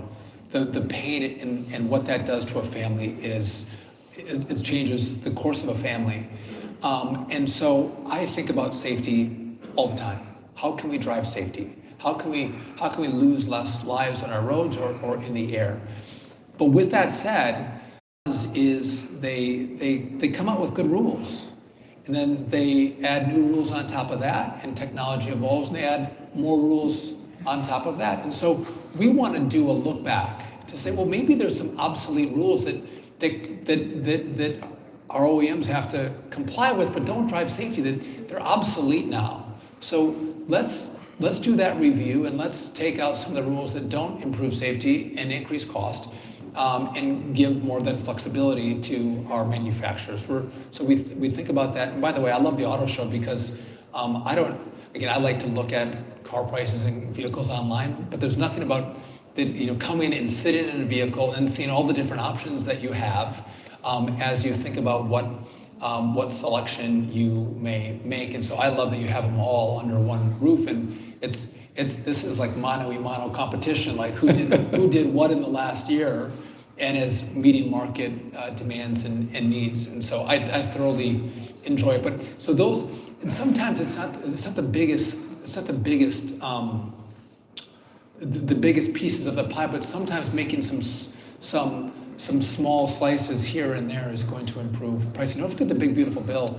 You can write off the interest of up to $10,000 of a loan on a new car made in America. Again, just one more thing that's going to go towards the affordability front. And so on average, with the average age of a vehicle on American roads is 13 years. Right. And again, people are keeping vehicles longer. The problem with that is when fuel efficiency has improved dramatically in 13 years, and the safety of the vehicles has improved as well. And so if we can get people into new cars, we're driving fuel economy, and we're also driving more safety. And so should the unthinkable happen, if you're in a wreck or a crash, the odds of surviving that go up if we make it more affordable. Again, everyone has a piece of this pie, but make it more affordable for those that family to have been in a newer vehicle as opposed to one that's 12 years old or 14 years old. So, I mean, again, I think about that a lot, and I know the president does too, and that's why by the way, we also I'm looking for ideas as well. If someone says, hey, have you guys thought about doing this? Or you're doing this, but can you do it a little bit differently and you'll get better impact? Like getting ideas from industry has been really helpful. And again, we're going to make the end decision, but knowing kind of those who are on the ground that are experts that can give us the feedback, I think has been critical to trying to be successful on the different ideas that we're having at DOT. Yeah, I just on that last point about taking ideas, I want to commend your team, Jonathan Morrison and its administrator, and the men and women who work there every day for taking that on and walking the talk, so to speak. They're not going to agree to everything, but they're casting a broad net. And I like this idea of looking broadly at any number of different ways that we can increase safety, also support affordability and competitiveness. So I commend your leadership and your team. By the way, we have NHTSA came out with a female crash test dummy. Obviously, bodies are different. So that was pushed when I went through confirmation. And so, again, how men and women are different and sizes are different. And so we're proud that, we're thinking through not just a male crash test dummy, but a female one as well, which hopefully will get us better results to try to save as many lives as possible. Yeah, I don't think people realize the extraordinary amount of technology that goes into a quote crash test dummy, unquote, right? Like it's the number of sensors. There are companies in the room that build these dummies. It's extraordinary. So I want to end on a couple of fun questions. Okay. If that's okay, Mr. Secretary. Here's my first one. You mentioned northern Wisconsin earlier in our discussion. What did 16-year-old Sean Duffy drive back in Wisconsin? I think I drove my dad's cars. I didn't. I think he had a Grand Prix, if I'm not mistaken. Grand Prix. And by the way, he bought it, and I think I crashed it 5 days after he bought it. That's not a good conversation. But you're okay. You were okay then. You're okay now. What I did is I was going to my buddy's house, who was way out, and just snowed. It's not going to snow this weekend. Just he goes, everyone come in. Don't worry about it. I'm kidding. I don't know what's going to happen. I don't control the weather. And I took a turn too sharp, and I slid into a guardrail, and ruined the front of his car. And he was actually very generous to me. And he also had, did they make Ford Rangers then? Did we have Ford Rangers in mid to late 80s? Mhm. Yeah. So we had the little Ford Ranger truck that, our dog would, ride in the back all the time. And so those are the two vehicles that he had that I drove. And I liked the Grand Prix was fantastic. Love it. All right, final. Get up and go. Final. This is the 250th anniversary of our great nation. You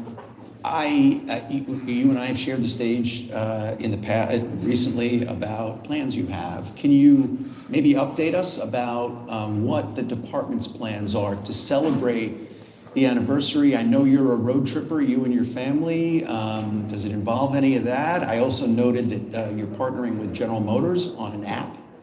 I think it's called Explore 250. Tell us a little bit more about what those plans are. So the president said every department should think about how they're going to celebrate America 250, right? It's a great year. We're a great country. And so we took that to heart, and I'm not biased. Maybe I am. We have the best plan to celebrate America 250 because we have the best assets. And so there's a lot of things we're doing. Some aren't completed yet, some are, or some are in the works.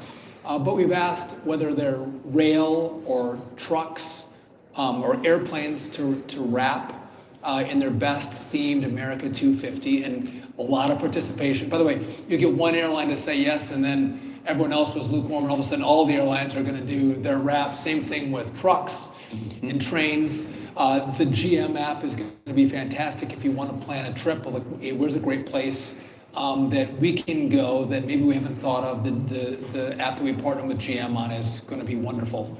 So I think, I don't know about all of you, but some of my fondest memories when I was growing up was doing a road trip with my family, with my parents, with my siblings. And at the time, we all fought, and he's touching me, and I don't want to listen to the station. Yes. As I look back, it was the greatest time that I remember with my parents.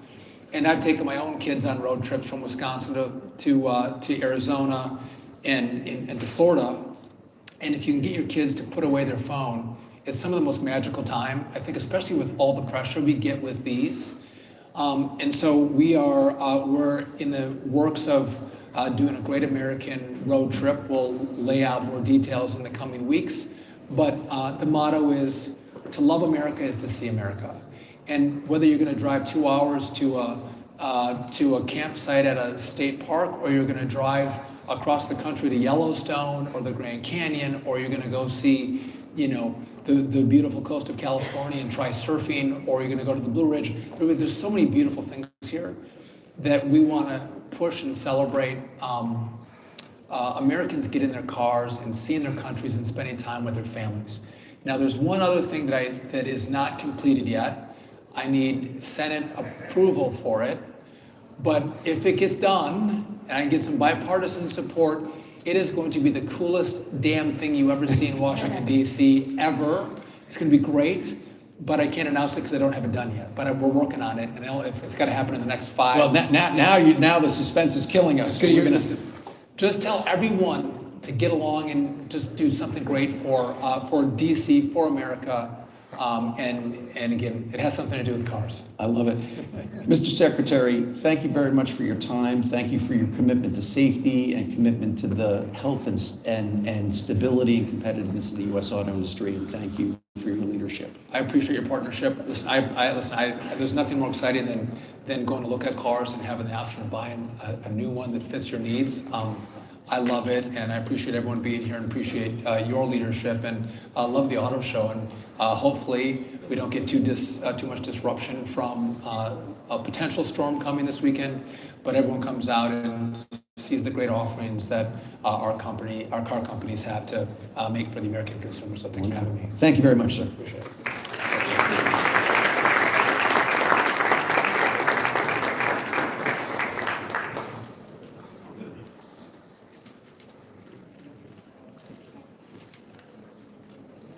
Thank you again, Mr. Secretary. One more round of applause. Sean Duffy, Secretary of Transportation. Thank you so much for being here, sir. We're going to switch gears a little bit back to the automotive portion of the program. You might have noticed we've got one more car with a silk on it back there. Here's how ChatGPT suggested I introduce the Aston Martin reveal. It said, now a brief reminder that elegance and engineering still deserve a spotlight. Isn't that nice? All the rest of their suggestions were terrible, so I wrote them myself, but I thought that was pretty good. You guys are gonna love this car, it's incredible. I got a chance to see it earlier and take a few pictures of myself in the car, because that's what we like to do at the auto show. So here to tell us all about it, Aston Martin brand manager from Exclusive Automotive Group in beautiful Ashburn, Virginia, Mr. Shane Lee.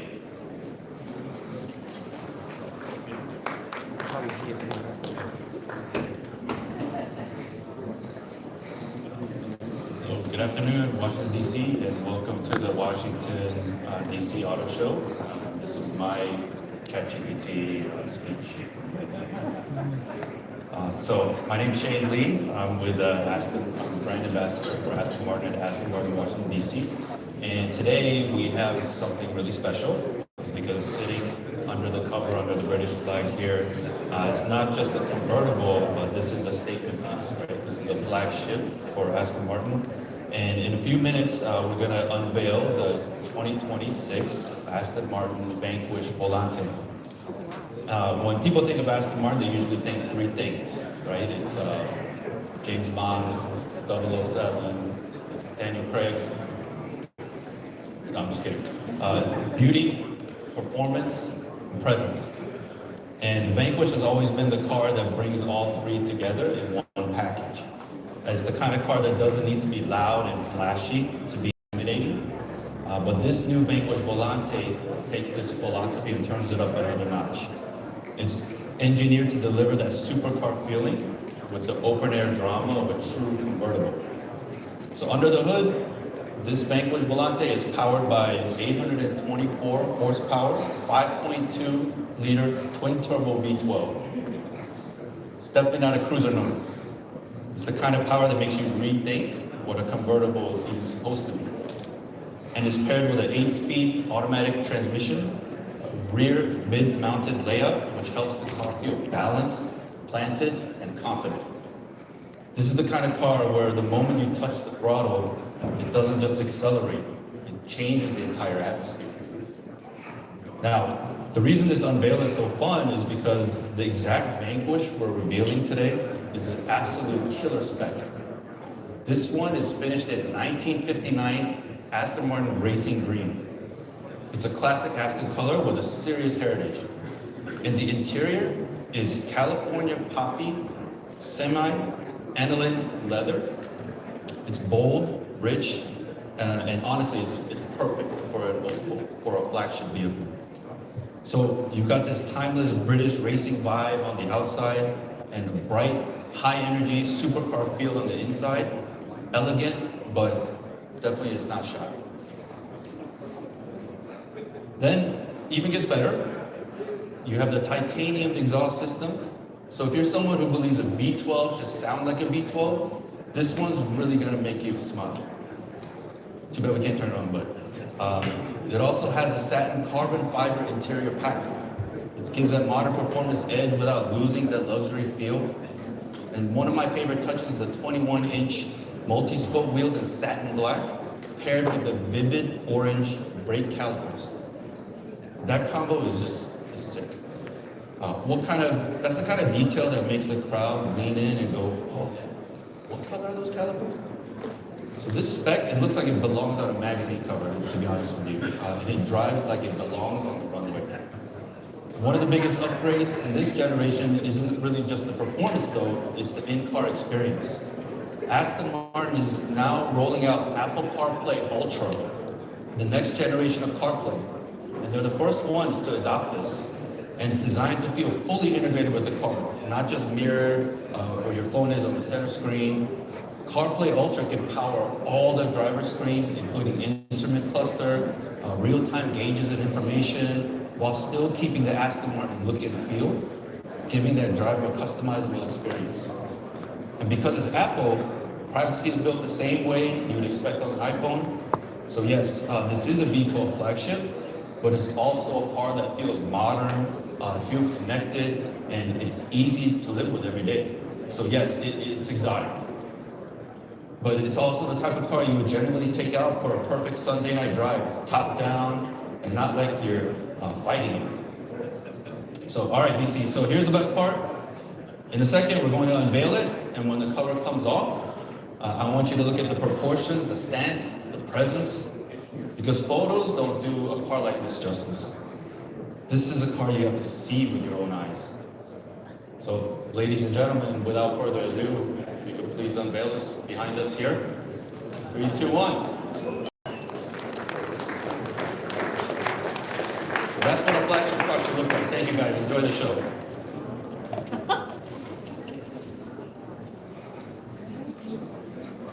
Fantastic. Thank you guys so much. Like we said about the Lamborghini, we're going to have some time when we're done with the conference for you guys to go back and see the cars, take some pictures. The reps from the dealership are going to be back there so they can answer any questions that you may have about them. If you talk to them very nicely, they might even let you sit. So now, next up, to survey the landscape of automotive policy here in early 2026.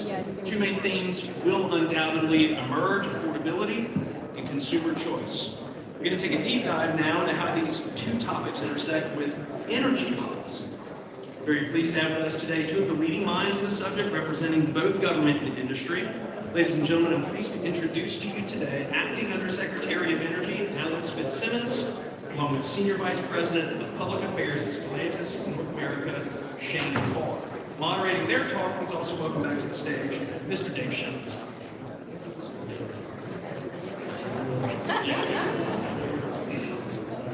Alright, thanks everybody for doing it. Let's get late in the afternoon, just had a secretary, so we're definitely,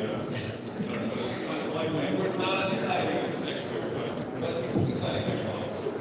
So let's take right into it. Shane and I are among the people today, as the secretary, we have been hired last week, a big topic. Affordability to Toledo, see the Stellantis chief So, I think those questions both of you. Affordability is top of mind. What's sort of the biggest thing the industry and the government can do to address that concern? Sure, I'll start. Well, first of all, thank you for being here. It's great to be here at the auto show. First time actually here. It's awesome. So I'm looking forward to taking a photo with the Lambo after this. But yeah, it's what a wonderful opportunity. What a great time to be in the industry. There's obviously a huge nexus between energy and transportation. That's the reason I'm here. Energy drives transportation and vice versa. So I think we're in such a fascinating moment, a year into the Trump administration.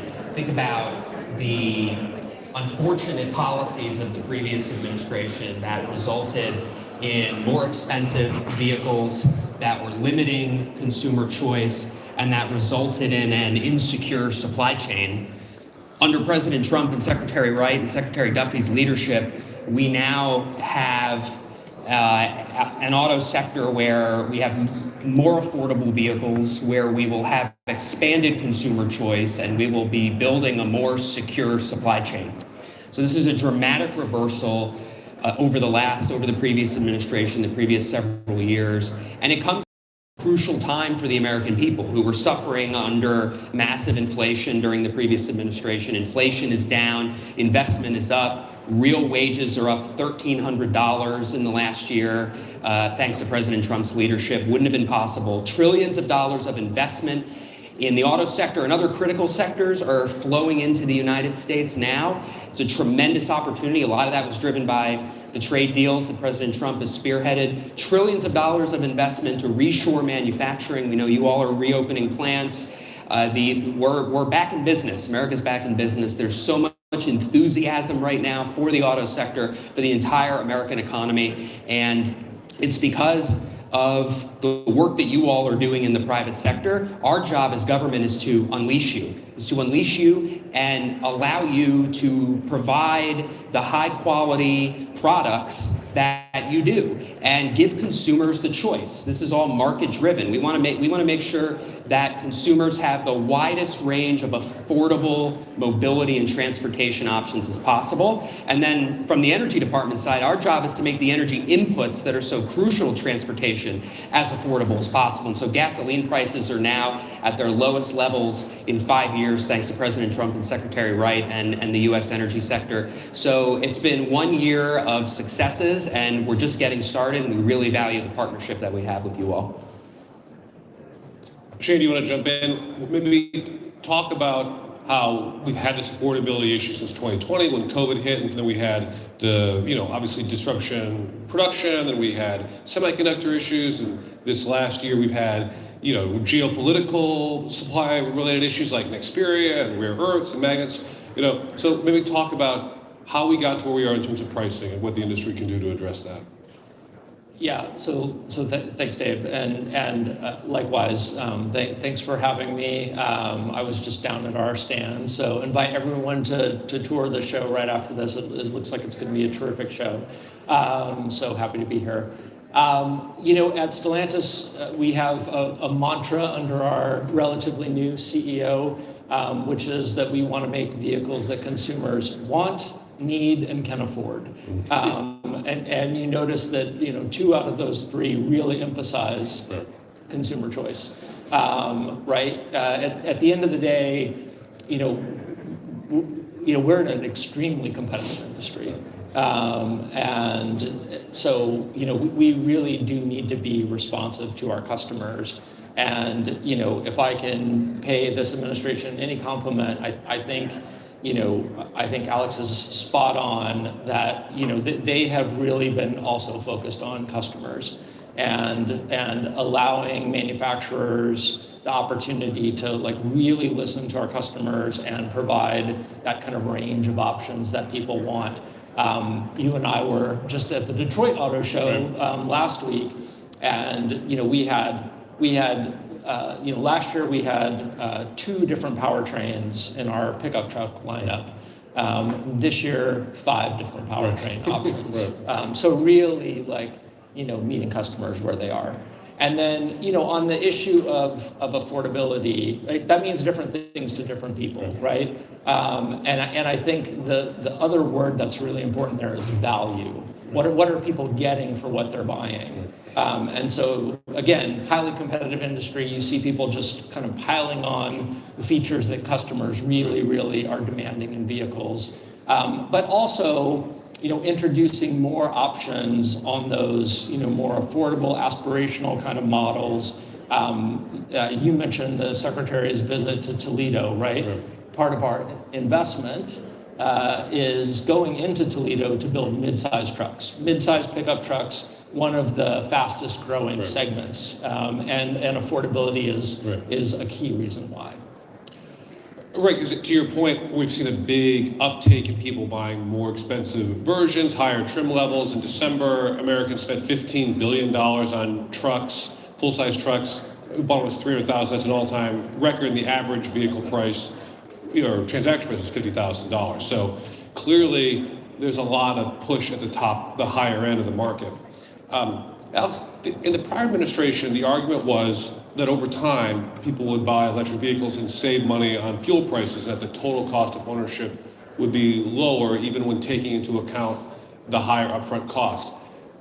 Why do you think more people didn't view the value proposition that way? Is it that the sticker price scared some buyers, or do you think that the prior administration's decision to push for these aggressive sales incentives, the $7,500 tax credit, was pushing too far and sort of putting the thumb on the scale of EVs versus other powertrains? Great question. I think that was driven by an outdated mindset of energy scarcity. Whereas now we are in an era of energy abundance. So of course, if you have higher cost energy, then it makes the economics of other powertrain options, other options like EVs look more attractive. But the United States is the #1 producer of oil and natural gas in the world, and we're exporting our liquefied natural gas to more than 40 countries. And as I mentioned, gasoline prices are at 5-year lows. We have abundant supply, abundant resource here that's driving costs down for consumers, and consumers want options. And also, look, and options means all the options. So combustion engines, hybrids, plug-ins, EVs. We just want to get government out of the way and allow consumers to buy the vehicles that they want. And the previous administration was trying to arbitrarily, through the regulatory frameworks at EPA and DOT and others, they made combustion vehicles more expensive and were systematically driving them out of the market to replace them with products that were not ready and that consumers did not want to buy in volumes that were necessary to justify the investments that many of the automakers were making at the time. This has to be driven by supply and demand. Even today, very few automakers actually have any margin, actually make profit on any of the EVs that they sell. There's a couple, Tesla's one of them, but a lot of others do not. And that business model cannot be sustained. You can't lose money on every vehicle you sell in a highly competitive business, in a margin-constrained business, and expect that to last. And it was driven by policy. It was not driven by consumer choice. And so EVs will continue to sell. I drive an EV. I drive a Model Y. I drive it because it's an awesome car. It's fun. You can go to 0 to 60 very quickly. Not because I could have gotten a tax incentive, which I couldn't have anyway, but not because of that, not because someone forced me to, but because I liked it, and that's fine. And people will continue to do that, but we have to have regulatory frameworks that support consumer choice and affordability, not mandating and forcing choices on the American people. And so that's the difference between the Trump administration and the previous one. So Shane, when you think about how the regulatory environment's changed, right? So we have the California, 2035 EV mandate's been repealed by the CRA. We have the EPA and NHTSA moving this year to finalize the rollback of CAFE and the GHG standards, and we have the tax credits, that have been rescinded, and also importantly, the CAFE penalties are no longer being collected under OBBB. How do you would sort of look at the regulatory environment going forward? How do you decide about complying with things like CAFE, even though you don't have to, pay the penalties? Do you think we're going to really go back to station wagons, given that, as the Secretary said, there's a completely new model of compliance? You're not going to be having to build vehicles to meet footprint-based standards. Just how, when you think about all the various regulatory emission standards, how do you try to plan ahead for the next 3 to 5 to 10 years? Yeah, that's a really good question, and it is one of the things that makes our business uniquely challenging, right? It's a very capital intensive business with long lead times. Right. You have to make bets. You have to make very high dollar bets a long way out, right, on where the market is going. I will say this as our head of planning for North America likes to remind us, we also compete on fuel efficiency, right? That's part of that value proposition. So no manufacturer can just say, well, I'm just going to make the most inefficient vehicles in the market. And, maybe if you're offering them at a price well below your competitors, but that is an area where manufacturers also compete. Right. So, and the technology is, it is continually getting better. It is continually getting less expensive, new chemistries. I don't think that any company is going to stop innovating, right? Because again, it's, whether or not you're concerned about where the political pendulum is going to swing or regulations, you don't want to get caught out in the marketplace. Right. In 3-5 years from now. So our CEO has talked publicly about moving a significant portion of our fleet toward hybrids. Hybrids are very popular in the marketplace right now, and so if you're a manufacturer and you're only making ICE engines, you are missing out on this broad swath of the consumer base that's looking for another 10 miles per gallon out of their vehicle. I mean, it's great that gas prices, I saw $2.59 over the weekend, so I think people are pretty excited about $2.59 a gallon, but 35 miles per gallon at $2.59 is even better than 25 miles per gallon, right? So. Alex, obviously the DOE has a lot of research programs toward helping make vehicles more fuel efficient. Obviously, you've got hydrogen fuel cell vehicles, another technology that might come on. So where do you see the fleet going, and how much do you see us getting to a mostly EV world someday? Because as Mary Barra sort of said, GM CEO says that's something that might happen further out in the future than people thought before. Where do you see the market going? I think what we know about models is that they're always wrong. And so it's just how wrong they are, to what degree. I think, look, this will not be driven by, it should not be driven by government. It will be these decisions will be driven by the market, will be driven by consumers. And so I think if the automakers are able to continue to innovate as they have throughout their history, whether it's internal combustion engines or EVs, if they can continue to innovate and drive down, like battery costs have come down 90% in the last 10 years. That's a significant achievement. I think that will continue. I think people will voluntarily buy EVs that make, or hybrids, that make economic sense for them. And so I think you will see continued adoption, but our hope and our policy in the Trump administration is that that will be driven by the market, that it'll be driven by consumers sending price signals to the car companies that these are products that they value. And I do think at the same time that we're doing this, we have to be very focused on strengthening the supply chain, because we would not want to trade our relative fuel security for mineral insecurity. And that was the future we were facing under the previous administration that was mandating a transition to EVs that consumers weren't ready for and didn't want, and that the car companies couldn't make money on. That's a lose-lose for everybody. And so we know the critical mineral supply chains dominated by the Chinese government, and they would love for us to give up all of our other options, combustion engines, hybrids, and just go EV and rely entirely on them.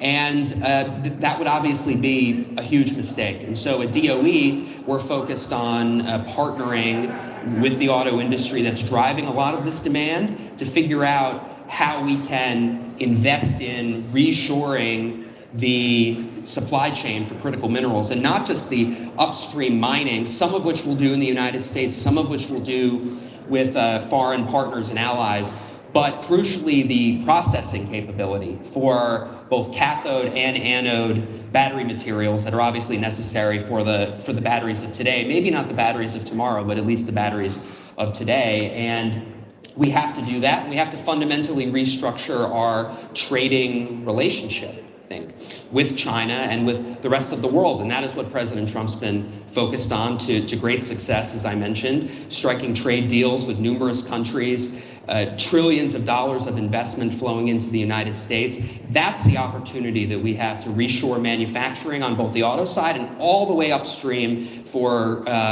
critical minerals and battery materials that are necessary if we are going to continue to offer a wide range of transportation options for the American people.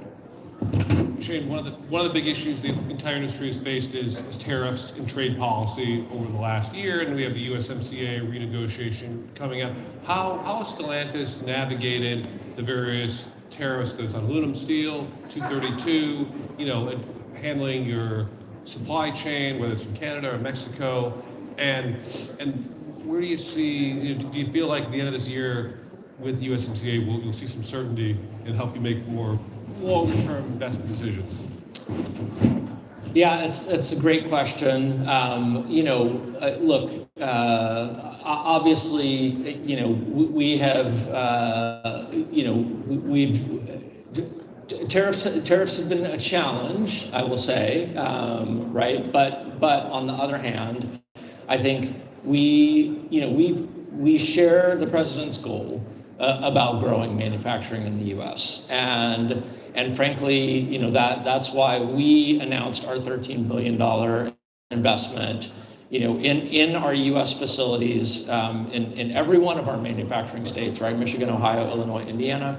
The largest investment in the company's history. It will grow our production footprint in the U.S. by 50%, add 5,000 new jobs. So, I think, again, what we have found is this administration has been very open to, had an open door policy to talk to us and has worked with us quite a bit. I think, where things have shaken out over the course of the year is very different from where they started. I'm looking forward to, what comes this year on USMCA. Ambassador Greer was at the plant on Friday and at the show, and he's talked about he seems to be very upbeat about the discussions. We'll see where they go. A lot of different ways this could come out, but the reality is, the North American market is very integrated. Every vehicle that we make in Canada or Mexico has substantial U.S. content. That's very different from vehicles coming in from other parts of the world. And so, I think this administration recognizes that.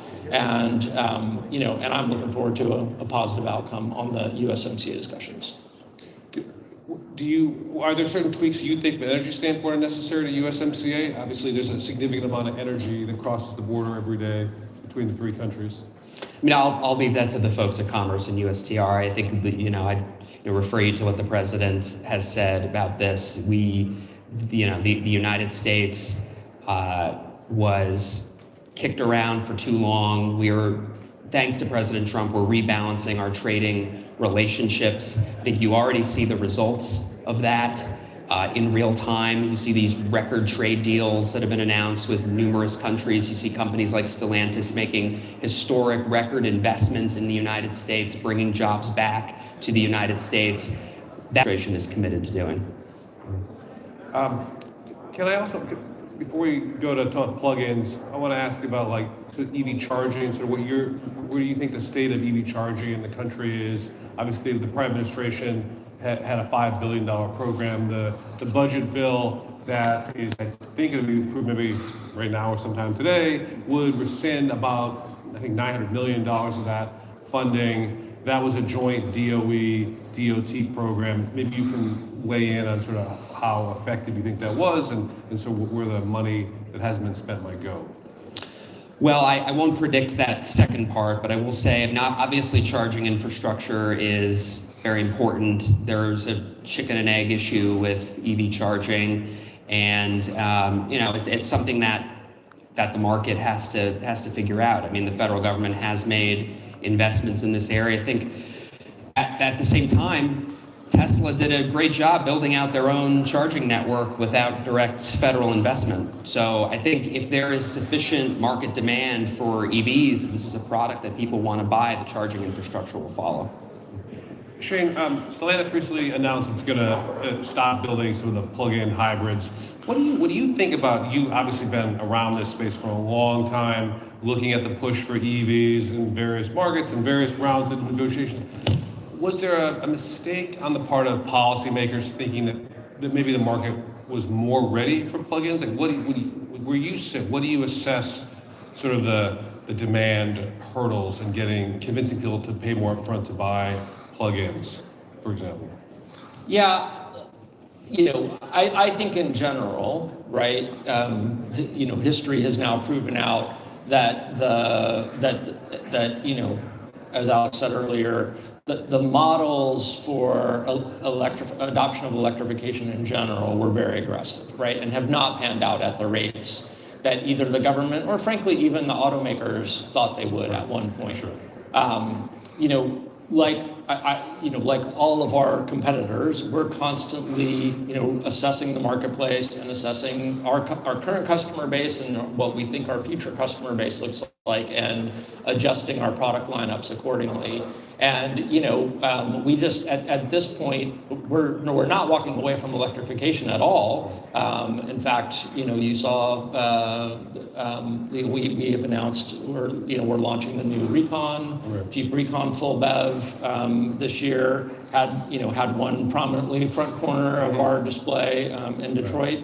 We're moving forward with the Reeve products, the range extended EVs. So we just think that kind of based on where customers are now, where we think they'll be in the near future, that's the right play for us, along with expanding our offerings on the internal combustion side. So, it was very interesting when the entire Charger powertrain lineup collectively won North American Car of the Year just last week. So, you can get a full BEV there, or you can get the awesome six-pack internal combustion engine. I've driven both. They're both all super fun. Range of options for us. So Alex, when you think about where you are in terms of gas prices, obviously nobody should predict where gas prices are going, but obviously given the administration's focus on increasing production, as you mentioned, the U.S. is the largest oil producer. Assuming for the moment that we remain in a low gas price environment for an extended period of time, do you think, how much does that play into sort of consumers' decisions on what cars to buy, do you think? Or do you think, people just sort of go to a dealership saying, well, gas prices are over there now, and you can't sort of bet 5 years from now where they're going to be. Yeah, I think it's a significant factor. I think people are rational. They make rational economic decisions. I think they will weigh the upfront sticker price of the car against total cost of ownership, gasoline. They'll look at fuel economy. Fuel economy continues to improve. The industry continues to innovate. That's all good. And so we will be in a lower gasoline price environment for the foreseeable future as long as we continue to produce energy, which we will and do more of. And so I think that gives consumers confidence. At the same time, I think you'll see continued innovation as Shane mentioned, and you'll see new lineups, you'll see new product offerings, and so some people will start to make that trade-off. They'll go, gasoline prices are low, but I like the fuel efficiency of the hybrid. Let me get the hybrid. Some people will buy EVs. I think that's the beauty of the market, if we just let it work and we don't try to mandate choices for people. And so I think as long as we do that, you'll see downward pressure on prices from a marginal standpoint and increased value, right? So sticker prices might be going up, but to your point, Shane, you'll be getting better bang for your buck because the auto companies will have more freedom to offer products that consumers want. They won't be as weighed down by the federal regulatory morass that was created under the previous administration, and that's a win for everybody. Well, Shane, do you think we're going to see really innovative designs now that sort of you're freed from the footprint model? Are we going to see a Pontiac Aztec today, whatever the equivalent would be of an Aztec today for people who remember that car? Are we free from the footprint model? We'll see what the final rules look like. Very interesting. We won't get into the details, but the very interesting reclassification proposal in the NHTSA Cafe and PRM that I'm not sure any of us know exactly what things are going to look like there. But no, look, again, if there is a word that will have to define this industry going forward as innovation, right? This is such a highly competitive industry globally, right? And there's all kinds of talk about, competing with the Chinese globally, but even within this market, it is a cutthroat market. You've seen, companies continue to want to enter and compete, and so you can't afford not to innovate in this market, or you're just not going to be successful. Alex, are there other policies the administration maybe hasn't finalized yet that might have big impacts on the auto industry, either it's on permitting reform or other specific issues?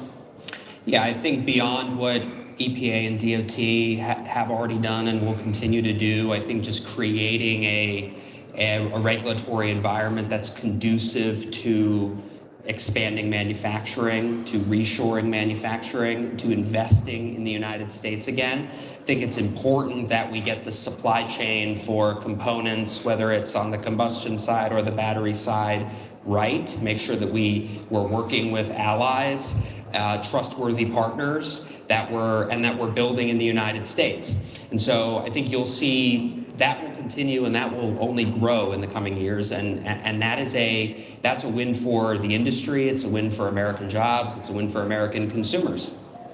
And Shane, what you hear from all the auto companies is, how do we avoid this endless ping pong between administrations, right? We don't know who's coming in 2029, right?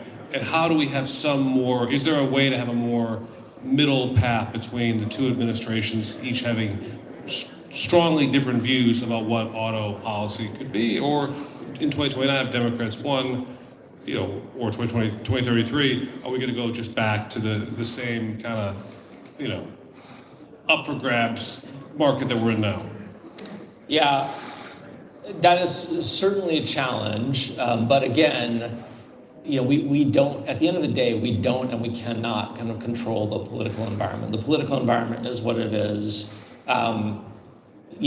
Some level of change and swing has become a feature of modern politics in the U.S. And a bug, maybe some would say, but no. I mean, look, you have to chart your course. You have to pay attention to your customers, and you have to move forward accordingly. And then you deal with the political environment as it comes. But again, you don't even get to the point of dealing with the shifting political environment if you are not competitive in the marketplace to start with. Right, because you have to sell every car to every individual consumer, right? As you said, they've got so many choices, right? So many different models, options, manufacturers. Exactly, and what Michael Jordan said about shoes, absolutely true about cars, right? Both Republicans and Democrats buy them, so. Great. On that note, please give a warm round of applause to our guests.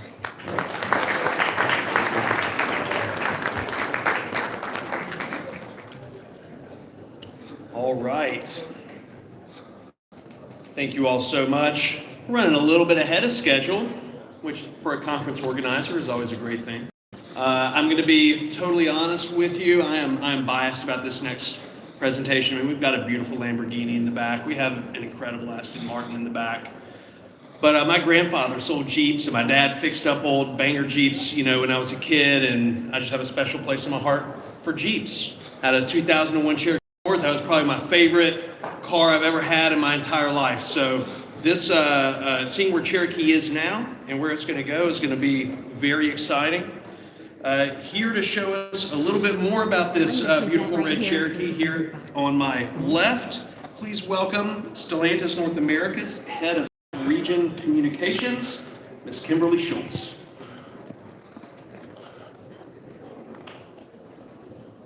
Hello, everyone. Thank you for staying for this afternoon to join us. As you said, I work for Stellantis, and just to give you a review of the brands that we represent is on the screen here. We have a wonderful array of products to choose from, brands to choose from. We are really have a special place in the marketplace because we have so many different brands that appeal to different people. So downstairs, I hope you take advantage of the sneak peek to go check everything out, and head on down into the basement is where the Jeep and Stellantis displays are. But Alfa Romeo is a beautiful 2026 Alfa Romeo Tonale, which is there. It's beautiful Italian styling. It starts at $36,995, and it's very well equipped. And so it's a fun piece if you like Italian style, and especially very sporty driving. That's a great choice. Chrysler is celebrating more than 20 years with our industry innovation of stow-and-go seating. And that is a special seating system where you can store all the seats in the back, the second row and the third row, completely flat. So it gives you this great flat floor to load everything in. And at the same time, you can have like one or two seats up in the middle section and still have enough room for 4 people to do your family vacation. So we have a competition called the Stow and Go Challenge. And when consumers are at the show tomorrow and throughout the next 10 days, they can compete for prizes to see how quickly they can get a lot of stuff in the back of that minivan, and it's a ton of fun to watch, so it's going to be fun. Dodge has our, just straight off of the NACTOY win, as Car of the Year, the Charger, the 2026 Charger is there. And now we have two versions for you. As Shane mentioned in his panel, we have the all-electric version, the Daytona, and now we have our six-pack, which is our gas model. And it's they're both stunning vehicles and a ton of fun. And really, what Dodge has done with the Daytona is we have done an all-electric EV the Dodge way, which is cool because it is an electric muscle car, unlike anything else you'll see on the road. So Fiat has the Giorgio Armani Edition 500e. This vehicle is actually signed by Giorgio Armani. Every vehicle comes with a plate that numbers it. We're only going to sell 500 in the United States. So that's one of the vehicles on display for Fiat. And then Ram, good news for our fans, the 5.7 liter Hemi is back. And we have that on display on the floor, as well as our 250, our America 250 sponsorship that we're celebrating. We're actually the automotive sponsor of that celebration, and we are going to have specially equipped and buzz models throughout the coming year.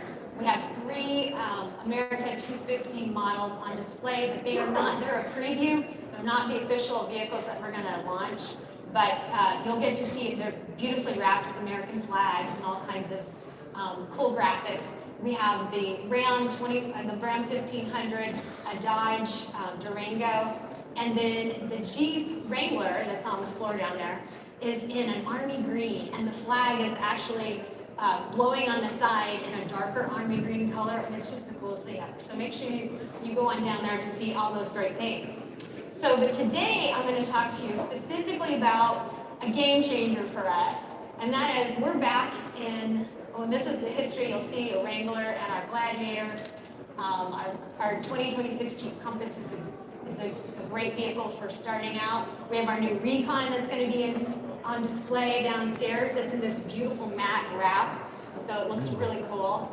And then the vehicle I'm going to talk about today, which is we're back in the mid-size SUV segment. That is the #1 segment in the country. And so we haven't been there for a while because we had to take some time to make sure the vehicle we brought out was perfect. And so I'm excited to share with you today what this beautiful car right behind me can do.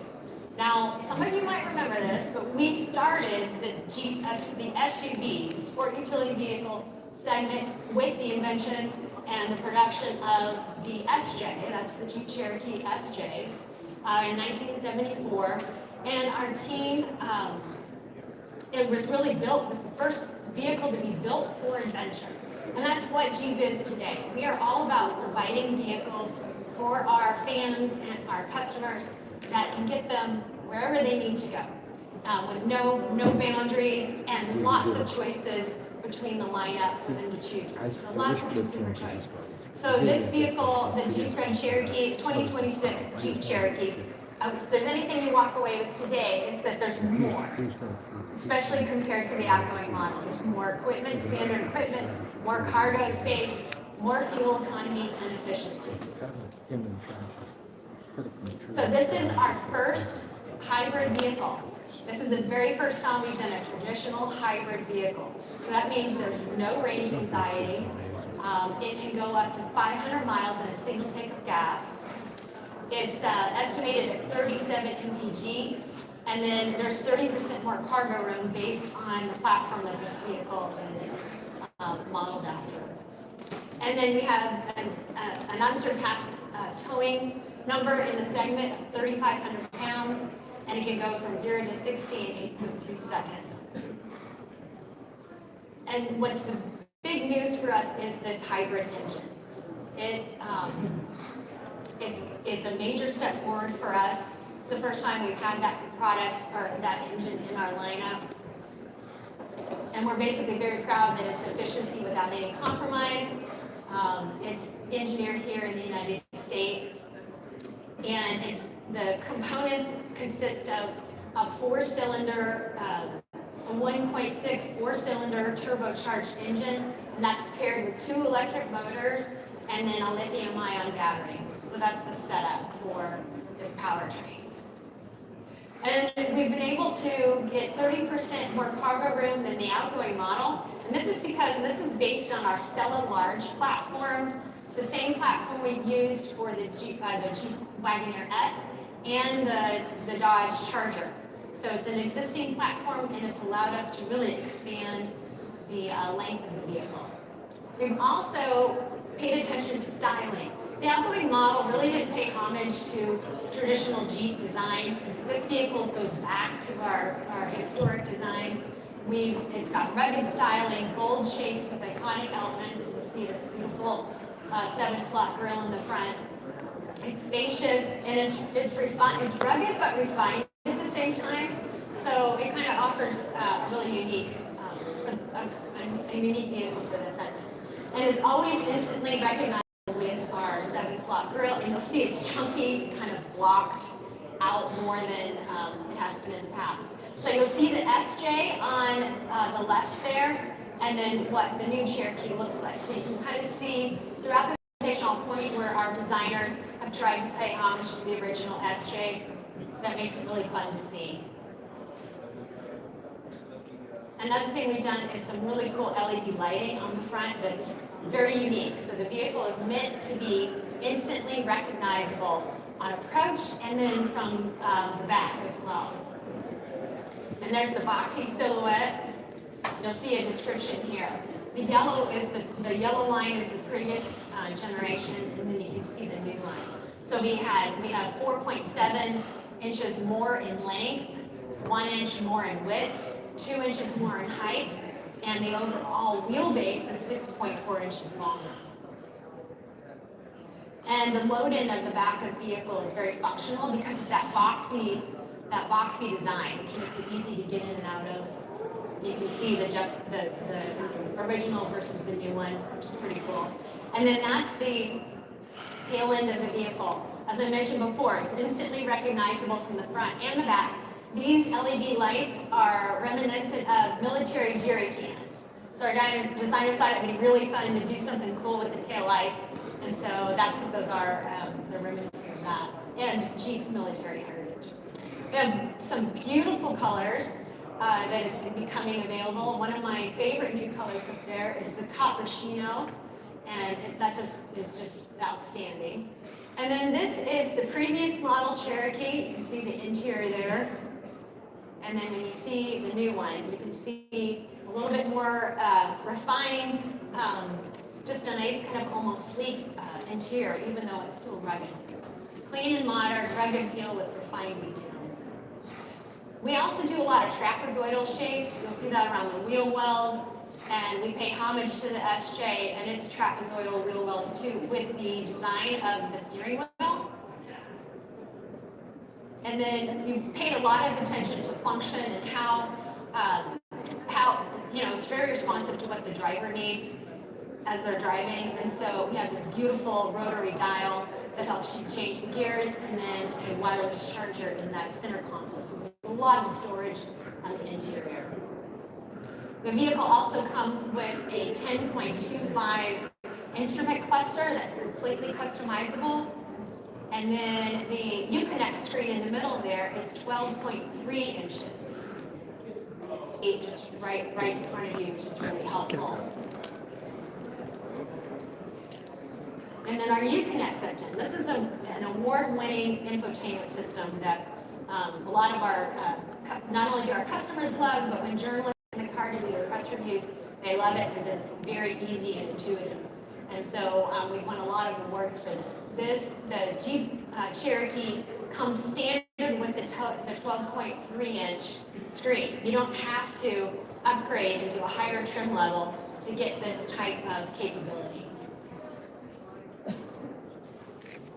And then the other thing we were able to do was with that Stella Large platform that I mentioned to you, is increase the length of the vehicle, and that gave us 1 more inch of legroom, which may not sound much, but when you're sitting in there, it's very noticeable, just like you would notice 1 inch of extra legroom on your airplane flight.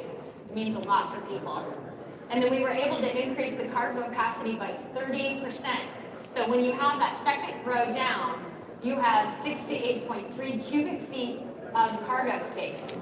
And That equates to an extra large dog crate versus what you could put in the previous model, or 2 big cases of Costco toilet paper. So it is a serious amount of extra cargo storage that we were able to get using the Stella Large platform.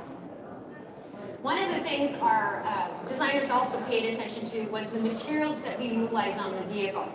You will not see any chrome on Jeep vehicles anymore. In researching how chrome was produced, the team felt that it just did not reflect what the brand is going for by treading lightly. And so we get creative with the exterior pieces of the vehicle. So we do a lot of black patent, but we won't see any chrome. And so we try to stick with non-leather, recycled and upcycled materials. And this is just an example of like the trims, the soft trims, like all these different things that we've done to try to make the car as sustainable as possible. So if there's anything you walk away with today about the Cherokee, is that it's got a new hybrid powertrain, it has a 500-mile range, it's got 140 safety different features that come standard with the vehicle, so it's very well equipped for the price. It's got increased cargo capacity, more standard content, and it's very rugged and capable. That's what the beauty of Jeep is, that you don't have to add a package to make your vehicle off-road capable. It's built into the DNA of the product. And it restarts at $36,995. So it's at that great price point if you're looking for value and you want to do some good off-roading. There's only one, so thank you so much for your time today. Thank you, Kimberly. All right, we have one final conversation this afternoon. It's going to be a doozy. We have had an amazing lineup today, so I think it's only appropriate that a leader such as our current NHTSA administrator closes us out. Here with him is the president and CEO of the National Automobile Dealers Association. Please join me in welcoming to the stage Mike Stanton, alongside NHTSA Administrator Jonathan Morrison.